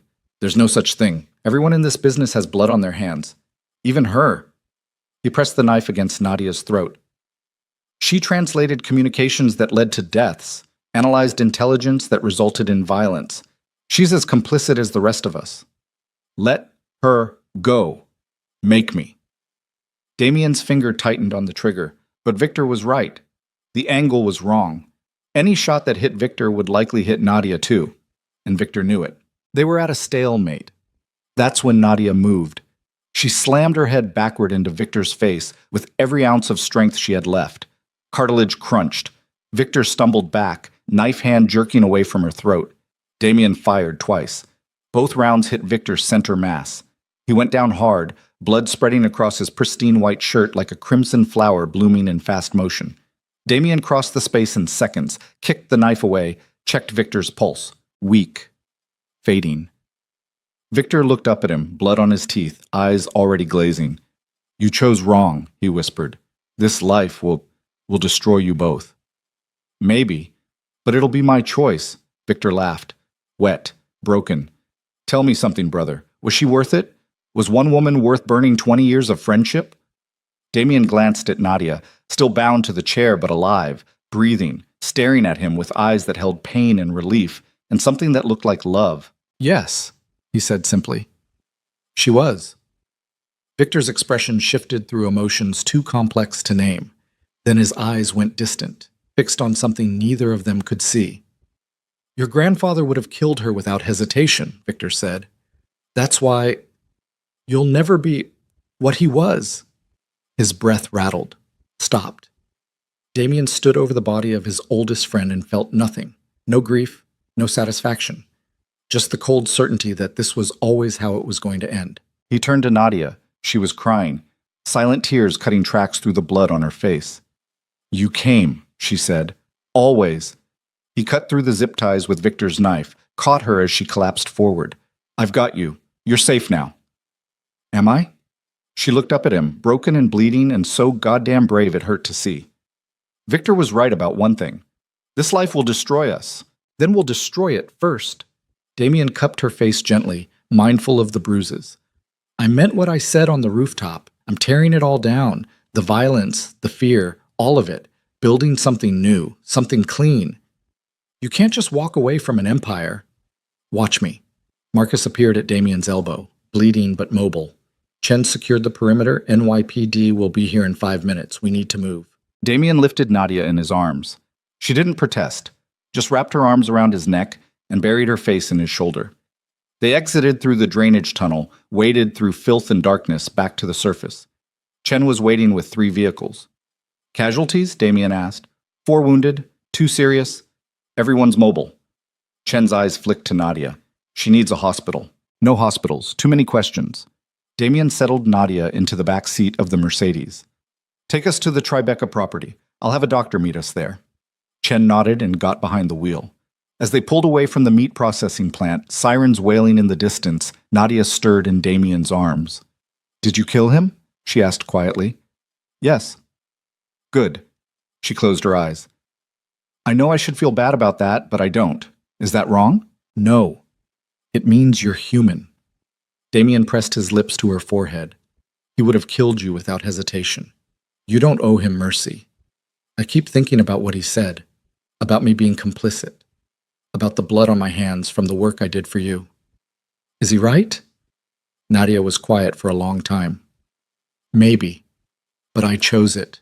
Chose you, even knowing what it meant. She looked up at him. Does that make me a monster? It makes you someone who survived. Damien's voice was rough with emotion he'd been holding back for hours. You did what you had to do to stay alive. There's no shame in that. And now what? Now we go home, get you medical attention. Then we figure out what comes next. Victor had 50 men in reserve. They're not going to just disappear because he's dead. Let me worry about that. Damien, I said let me worry about it. His arms tightened around her. You almost died today. You're allowed to stop being strong for 5 goddamn minutes. Something in Nadia broke at that. She started sobbing, deep, wrenching sounds that came from somewhere primal. All the fear she'd been holding back, all the pain, all the terror of the last 6 hours finally finding release. Damien held her through it, whispering things in Korean that might have been comfort or promises or prayers to gods neither of them believed in. By the time they reached Tribeca, Nadia had cried herself into exhausted silence. The doctor, a Korean woman in her 50s who asked no questions and accepted cash payment without blinking, examined her in the master bedroom while Damien paced the hallway like a caged animal. Chen found him there an hour later. The doctor says no permanent damage, 3 cracked ribs, severe bruising, minor concussion. She'll heal. And Victor's network? In chaos. Without leadership, they're fragmenting. Some are trying to claim authority. Most are just trying to survive. We've received feelers from 6 different factions asking for terms. Give them 48 hours to decide. They submit to Park Industries Authority and follow new rules. No human trafficking, no violence against civilians, no operations that harm the community. They do legitimate business or they find a new city. Chen raised an eyebrow. You're actually doing it, cleaning house. I told Nadia I would. I keep my promises. And the ones who refuse, make an example. Damien's voice was flat. One example. Brutal enough that the others understand I'm not negotiating. After that, anyone who still refuses gets run out of New York entirely. That's going to create power vacuums. Then we fill them with people who understand the new rules. Damien looked at his lieutenant. I'm done being my grandfather's heir. Time to be something else. What's that? I don't know yet, but I'm going to figure it out. The doctor emerged from the bedroom. She's resting. I've given her something for the pain. She should sleep for several hours. Can I see her? Briefly. She needs rest more than anything. Damien entered the bedroom quietly. Nadia lay in the massive bed, dwarfed by white sheets and pillows. Someone had cleaned the blood from her face. The bruises looked worse now, purple and black spreading across pale skin like spilled ink. But she was breathing, alive. He sat on the edge of the bed, careful not to jostle her, her eyes opened, unfocused but aware. Hey, she whispered. Hey yourself. Did I miss anything? Just the collapse of a criminal empire and the beginning of a revolution. She smiled slightly. Sounds like Tuesday. How are you feeling? Like I got the shit kicked out of me by professionals. Her hand found his, but alive. Thanks to you. You saved yourself. The headbutt was pure instinct. Learned that in Ghana. Someone grabs you from behind, you make them regret it. Remind me never to grab you from behind. I'll make an exception for you. Her eyes were already closing again, the pain medication pulling her under. Damien? Yeah? Victor was wrong. You're not weak because you care. You're stronger than anyone I've ever met. His throat tightened. Go to sleep, Nadia. Stay with me? Always. He stretched out beside her on top of the covers, fully clothed and still wearing his shoulder holster. She curled into him despite the pain it must have caused, her head on his chest. Within minutes, she was asleep. Damien lay awake listening to her breathe, feeling the steady rhythm of her heartbeat against his ribs, and made a decision. Victor's network would be dismantled. The violent foundations of his grandfather's empire would be torn out root and branch. He would build something new, something that didn't require fear to function. And he would do it with Nadia beside him.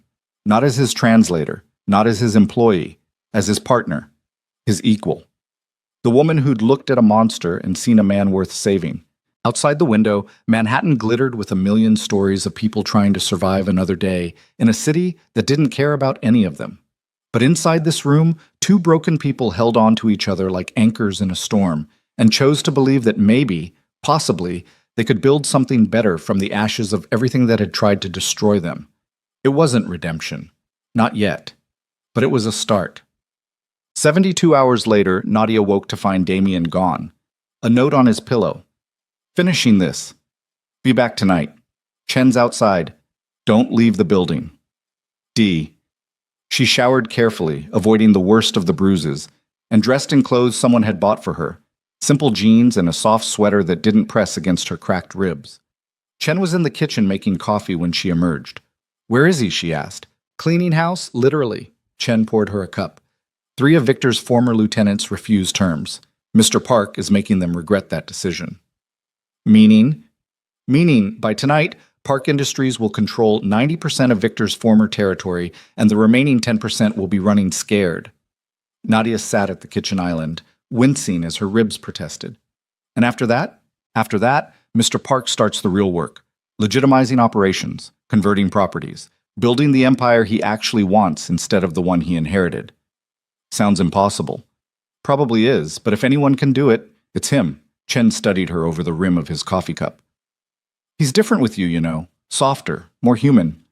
Is that good or bad? Good, or depends on who you ask. The old guard thinks it's weakness. I think it's the only thing keeping him from becoming exactly what his grandfather was. What was his grandfather? A monster who built an empire on fear and died alone because everyone was too afraid to love him. Chen set down his cup. Mr. Park doesn't want that life, but he doesn't know how to build a different one. You showed him it was possible. I didn't do anything. You stayed. That was enough. Before Nadia could respond, her phone rang. Not the burner. Her regular phone, which she'd thought was dead. Unknown number. She answered anyway. Nadia Kessler? A woman's voice. Professional. American accent. Yes? This is Dr. Sarah Chen from Columbia Presbyterian Hospital. We have you listed as the emergency contact for patient Li Mi's son. She was brought in this morning with severe sepsis related to an infected surgical site. She's asking for you. Nadia's blood went cold. I think you have the wrong person. I don't know anyone named Li Mi's son. The patient says she's your cousin. From Ghana. She has your phone number listed as family contact. Nadia's mind raced. She didn't have a cousin named Li Mi's son. Didn't have any Korean relatives. This was a trap. Had to be. I'll be there as soon as I can, she said carefully. She hung up. Chen was already on his feet. What's wrong? Someone's trying to lure me out of the building. Hospital called about a cousin I don't have. Victor's people. Has to be. They know you're vulnerable, that you'd respond to a medical emergency. He pulled out his phone. I'm calling Mr. Park. No. Nadia stopped him. He's dealing with the lieutenants. He can't be distracted. Your safety is more important than... It's bait, Chen. They want me to run to him scared so they can ambush both of us. We play this smart instead. Chen looked at her with new respect. What do you want to do? We go to the hospital, but we go smart, armed, prepared, and we end this tonight. Mr. Park will kill me if I let you walk into danger. Then he can kill both of us, because I'm done hiding. Nadia met his eyes. Victor's network is fragmenting, but someone out there still wants me dead. Either we deal with it now, or we spend the rest of our lives looking over our shoulders. Your choice. Chen was quiet for a long moment. Then he smiled grimly. Get your coat, and grab the gun from the bedroom safe. If we're doing this, we're doing it right. They left for Columbia Presbyterian 30 minutes later, armed and ready for whatever came next. Neither of them saw the black SUV that followed 3 cars behind, or the sniper on the rooftop across the street, reporting their movement to someone who'd been waiting for exactly this mistake. The war wasn't over. It was just beginning. Columbia Presbyterian loomed against the gray November sky like a monument to suffering. Nadia sat in the passenger seat of Chen's SUV, watching ambulances discharge their cargo of broken humanity through emergency bay doors that never stopped opening. Last chance to call this off, Chen said quietly. No. Nadia checked the Glock's magazine for the 3rd time. Muscle memory now. Fear made routine. We end this tonight. Chen nodded and pulled into the parking structure. They took a spot on the 3rd level with clear sightlines to the elevator and stairwell. He killed the engine but left the keys in the ignition. Rules of engagement, he said. You stay behind me. You don't fire unless I'm down or you have a clean shot. You see anything that looks wrong, you run. Don't be a hero. What about you? I'm paid to be a hero. You're just trying to survive. He opened his door. Ready? Nadia's ribs ached. Her face still looked like a Jackson Pollock painting. Every instinct screamed this was a trap. She got out of the car anyway. They moved through the parking structure like soldiers in enemy territory. Backs to walls, weapons concealed but accessible, eyes scanning every shadow. The elevator was empty. The hallway leading to the main hospital entrance held only an elderly couple arguing about parking validation. Normal. Too normal. At the information desk, Nadia asked about Lee Mi-sun.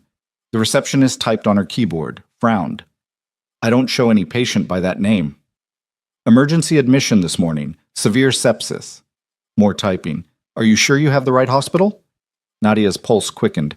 I received a call from Dr. Sarah Chen. We don't have a Dr. Sarah Chen on staff. Chen's hand moved to his concealed weapon. That's when Nadia's phone rang. Unknown number. Again. She answered. You came. A man's voice. Not Victor. Someone else. Good. That makes this easier. Who is this? Someone who lost everything when you helped Damien Park destroy Victor's network. My brother died in that meat processing plant. He was all I had. Nadia's blood turned to ice. I'm sorry. No, you're not. But you will be. The voice remained eerily calm. Look at the north entrance, the one facing Fort Washington Avenue. Nadia turned. Through the glass doors, she could see a black van parked at the curb, back doors open. Inside, barely visible in the shadows, her breath stopped. A woman, bound, gagged. The resemblance was unmistakable even from this distance. Her cousin Akasua, from Accra, the one who'd helped pay for Mom's funeral. How did you... Wasn't hard. You call her every Sunday. Very predictable. She arrived in New York yesterday for what she thought was a job interview. Been my guest ever since. Chen was already moving toward the exit, but the voice stopped them. One more step and I put a bullet in her head. You can watch through the glass. Very cinematic. Nadia grabbed Chen's arm. Don't. Smart girl. The man sounded pleased. Here's how this works. You walk out that door alone. Get in the van. Come quietly. Your cousin goes free. Simple trade. And then you kill me. Eventually. But first, you're going to call Damien Park and tell him exactly where to find you. Then we see how much you're really worth to the man who destroyed my family. Nadia looked at Chen, saw the calculation in his eyes, the tactical assessment that said this was unwinnable, that the moment she stepped into that van, she was dead regardless of what promises were made. I need to think. You have 30 seconds. After that, I start cutting pieces off your cousin and throwing them out the door. Fingers first. Then we get creative. 29 seconds. Nadia's mind raced through options.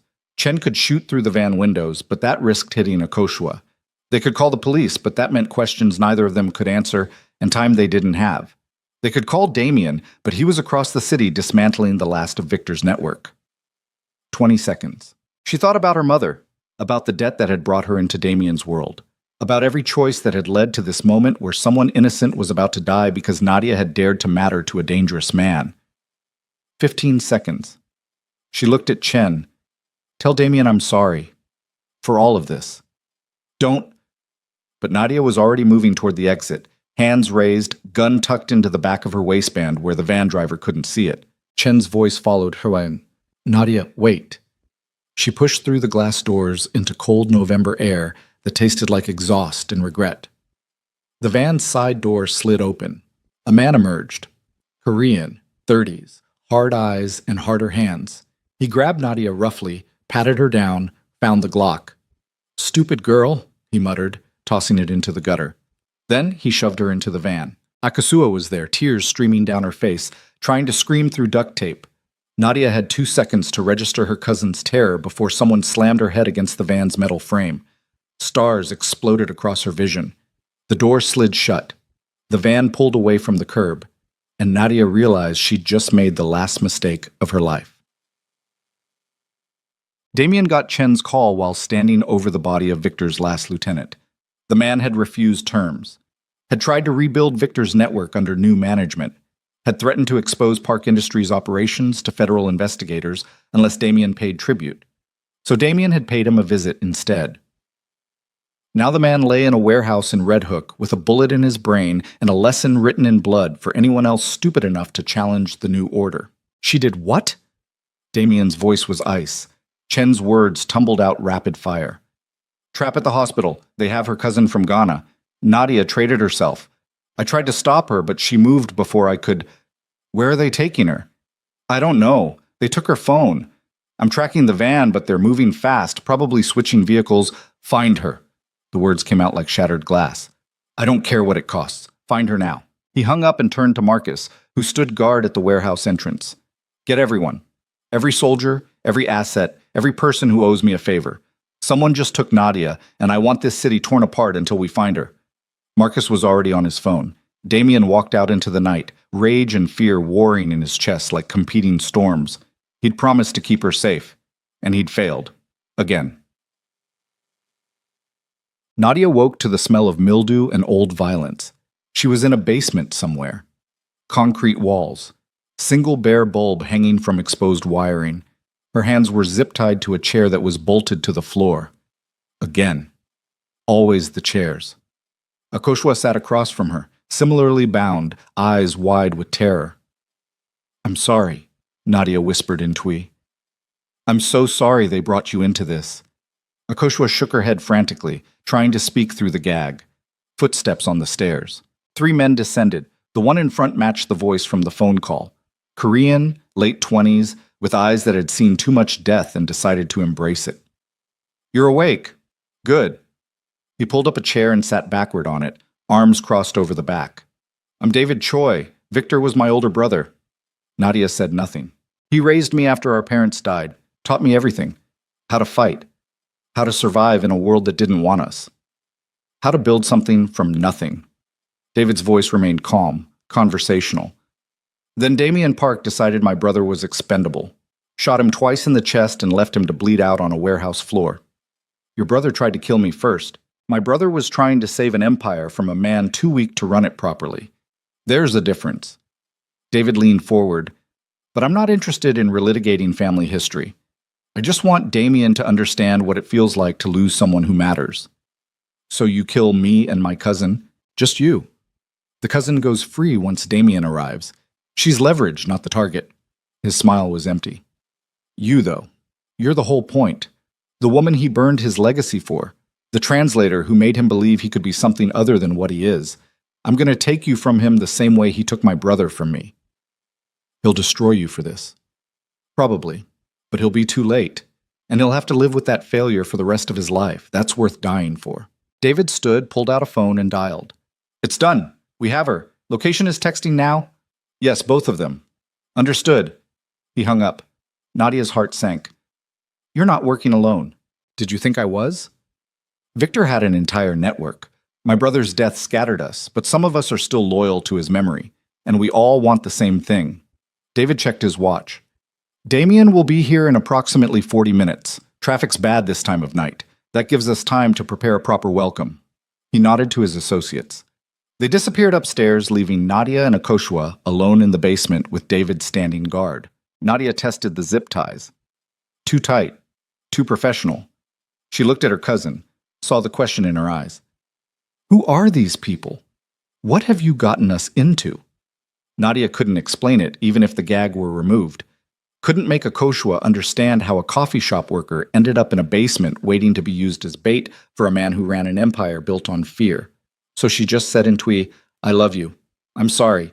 And if we survive this, I'll explain everything. Akasua's eyes filled with fresh tears. Above them, footsteps moved back and forth. Preparing. Setting traps. Arranging the pieces for a massacre. Nadia closed her eyes and thought about Damien. About the way he'd looked at her on the rooftop garden. The way he'd held her after Victor's beating. The way he'd kissed her like she was the answer to every question he'd been too afraid to ask. If she died tonight, at least she'd die knowing what it felt like to be seen completely and loved anyway. That was more than most people got. The basement door opened, footsteps descended, but these were different, heavier, more deliberate. Damien appeared at the bottom of the stairs like vengeance wearing a suit. David raised his weapon. That was fast, David said. I didn't expect you for another 20 minutes. Traffic was better than anticipated. Damien's voice was perfectly calm. Dead calm. The kind of calm that came right before violence. Let them go. Or what? You'll shoot me. Look around. My men have this building locked down. You came alone, which was stupid. The moment you fire that weapon, they'll open fire on you from 3 different positions. I didn't come alone. I don't see... The lights went out. Gunfire erupted upstairs, controlled bursts that spoke of professionals working in coordination. Muzzle flash illuminated the basement in strobing nightmare light. Damien moved. David fired 3 times, but Damien was already diving left, returning fire, advancing through the darkness with the certainty of someone who'd done this too many times to count. David went down with a scream. Damien kept moving, found Nadia's chair, cut through her zip ties with a knife he pulled from somewhere. Can you walk? Yes. Get your cousin. Stay behind me. Nadia freed Akoshua while Damien positioned himself between them and the stairs. Above, the firefight had gone quiet. Either Damien's people had won or they were all dead. Chen's voice called down, "Clear!" Damien ushered them upstairs. The main floor looked like a war zone. 4 bodies, bullet holes in the walls, the smell of cordite and copper thick enough to taste. Marcus was applying a tourniquet to his own leg, blood everywhere but his hands steady. Chen appeared from the back room. 2 more in the kitchen, no survivors. Good. Damien turned to Nadia and Akoshua. You're both going to a secure location. Chen will take you. Stay there until I say it's safe. What about you? Nadia asked. I'm finishing this. For real this time. No more remnants. No more revenge plots. I'm going to dismantle what's left of Victor's network so thoroughly that no one will even remember his name. Damien, this is my fault. I should have ended it completely instead of leaving pieces scattered. His jaw tightened. I won't make that mistake again. He kissed her forehead, gentle, despite the violence still radiating from him like heat. Then he was gone. Chen drove Nadia and Akoshua to a Park Industries property in Westchester, suburban and anonymous. The kind of place where crime lords hid their families when wars got too hot. Akoshua finally spoke once they were inside, her voice shaking. Who are you? Who are these people? What the hell is happening? Nadia sat her cousin down and explained everything. The debt. The job offer. Damien. Victor. The empire built on fear and the man trying to transform it into something different. When she finished, Akoshua stared at her like she was a stranger. You're in love with a gangster. He's more than that. He runs a criminal organization. You just said so. You translate communications for illegal operations. People die because of the work you do. Akoshua's voice rose. Mom would be ashamed. The words hit like a physical blow. I know, Nadia whispered. I know what this looks like. But I'm trying to help him change it, to build something better. By being his accomplice? By being the person who believes he can be more than what his grandfather made him. That's not love. That's delusion. Maybe, but it's my choice. Akoshua stood up. I want to go home. To Accra. Tonight. I want nothing to do with this insanity. I'll arrange it. Nadia's voice was hollow. And I'm sorry. For all of it. Her cousin left the room without another word. Nadia sat alone in the safe house and wondered if Akoshua was right. If loving Damien Park was just another form of self-destruction dressed up as romance. If she'd traded one kind of debt for another and called it freedom. Damien returned 48 hours later. Nadia was sitting on the porch when his car pulled up the driveway. He looked exhausted. Shadows under his eyes, 2 days of stubble, blood on his shirt cuff that probably wasn't his. He sat down beside her without speaking. They watched the sun set over suburban rooftops for a long time. Finally, it's done. Victor's entire network is gone, dismantled, absorbed, destroyed. No one's coming for you ever again. How many died? Enough.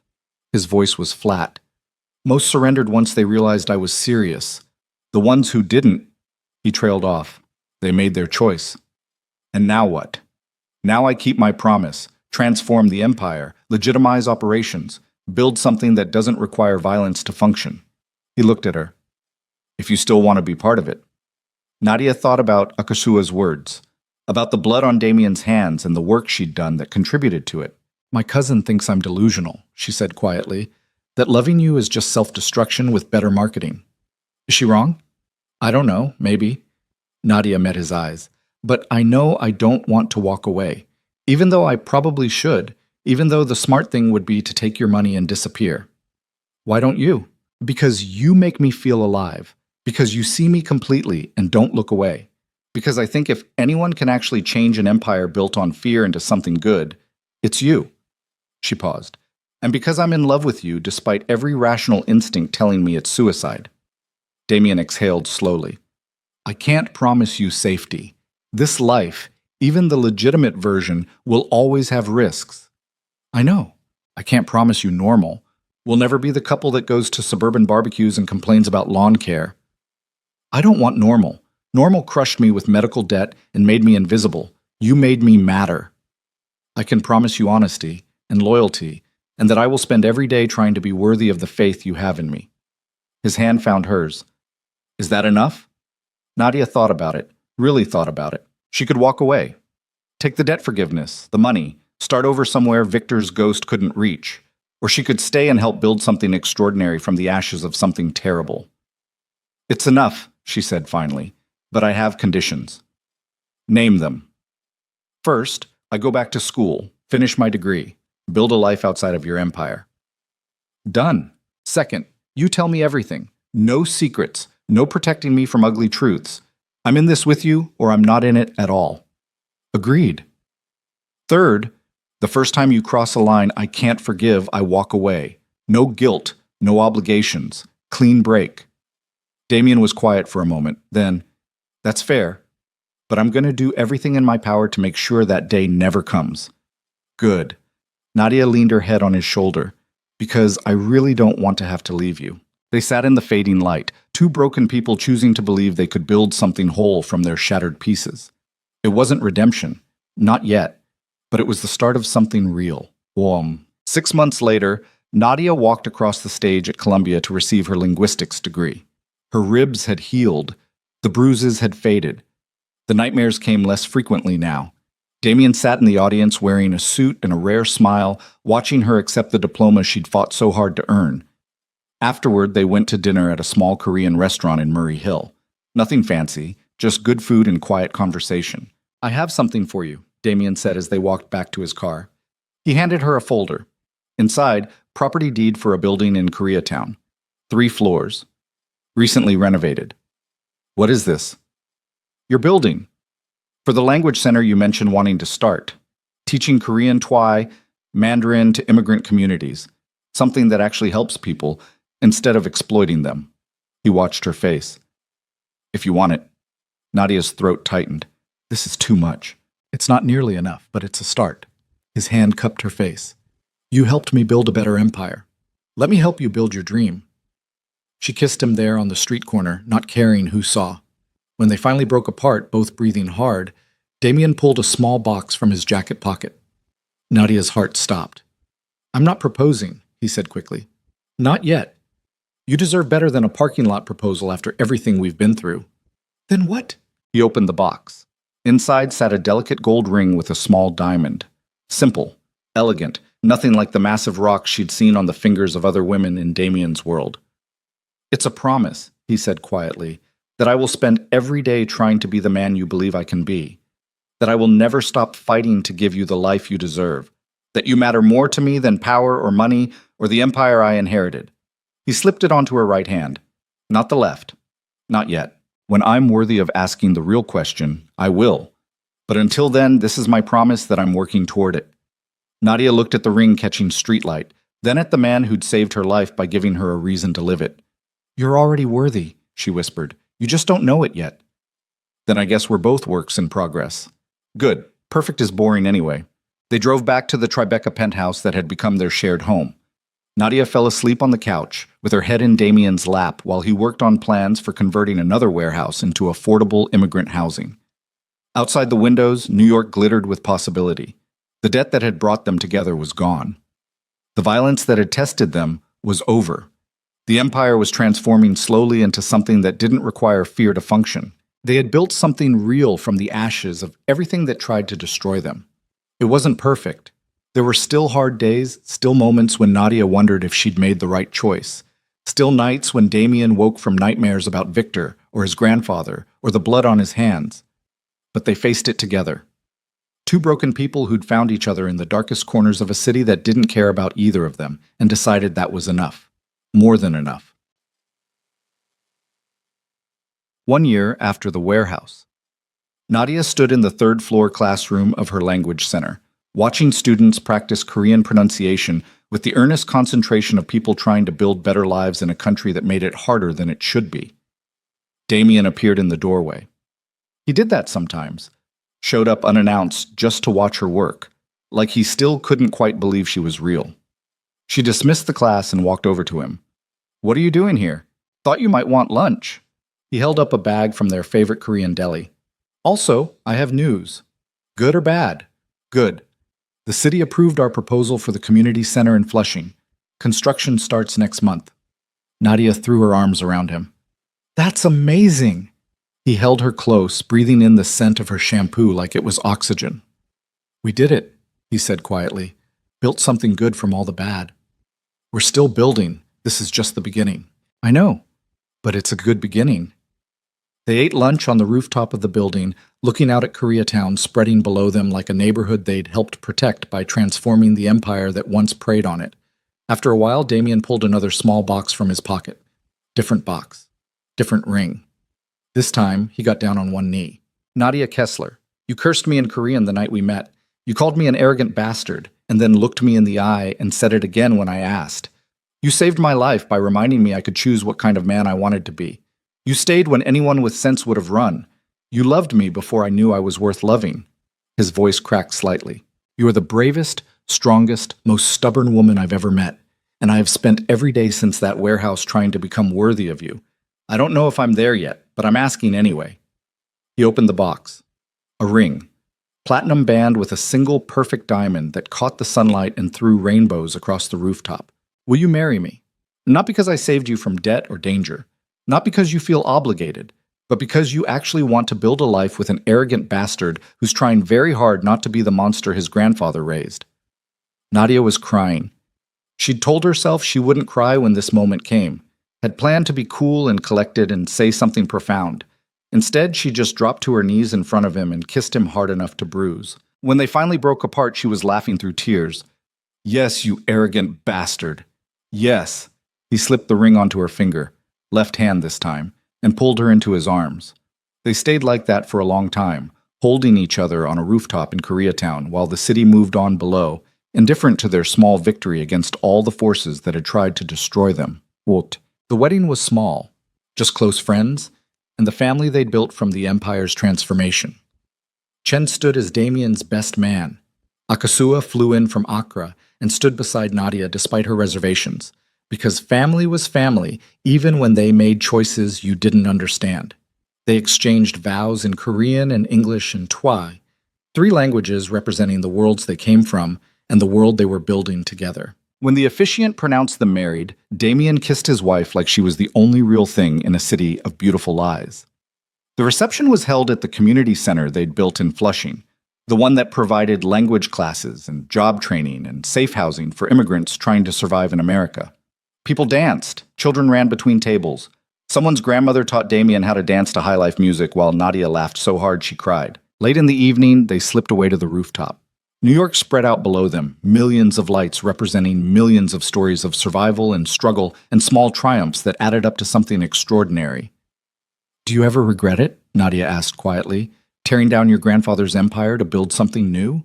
Every time I look at the balance sheets, we make a fraction of what the old operations generated." Damien pulled her closer. "But then I look at what we've actually built, the housing, the language centers, the legitimate businesses providing actual jobs instead of fear, and I realize we're richer now than we ever were before, just in different currency." "What currency is that?" "Being able to sleep at night, knowing the work we do actually helps people, looking at my reflection and not seeing a monster." He kissed her temple. "Loving someone who actually knows who I am and chose me anyway." "I'll always choose you," Nadia said, "even when you're being an arrogant bastard." "Especially then." They stood together in the darkness, husband and wife, 2 people who'd found each other in the wreckage of an empire built on fear and rebuilt it into something that actually mattered. It wasn't the ending either of them had expected, but it was the ending they'd earned, and that made it perfect. Years later, when people asked how they met, Nadia and Damien would smile and give the sanitized version. They'd met through work, fallen in love, built a life together focused on community development and immigrant support. They never mentioned the debt, the violence, the warehouse, the blood. Some stories were too complicated for casual conversation. But late at night, when it was just the two of them in the penthouse overlooking the city they'd helped transform, they would remember. Remember the fear, the danger, the impossible choices. Remember the moment when a broke translator cursed out a crime lord in Korean, and somehow that became the foundation of something extraordinary. Remember that love wasn't always clean or safe or simple. Sometimes it was terrifying and messy and required you to become someone braver than you thought you could be. But it was worth it. Every second, every sacrifice, every choice that led them to this moment, this life, this partnership that had transformed both of them into better versions of themselves. Nadia Kessler Park, translator, educator, wife, would look at her husband and see the man who'd given her freedom by believing she was worth saving. Damien Seo Park, reformed heir, community builder, husband, would look at his wife and see the woman who'd saved him by refusing to let him be less than he could be. And together, they'd built something neither of them could have created alone. An empire of hope in a city that tried to crush hope every day. A legacy of healing in a family built on violence. A love story that started with a curse and ended with a promise. That sometimes the most dangerous thing you could do was choose to be seen completely by another person. And sometimes, if you were very lucky and very brave, that danger became the safest place you'd ever known. The city lights glittered below them like scattered stars. And two people who'd survived hell together stood in the darkness and held on to each other and the life they'd built from ashes. It wasn't perfect, but it was real. And real was better than perfect any day.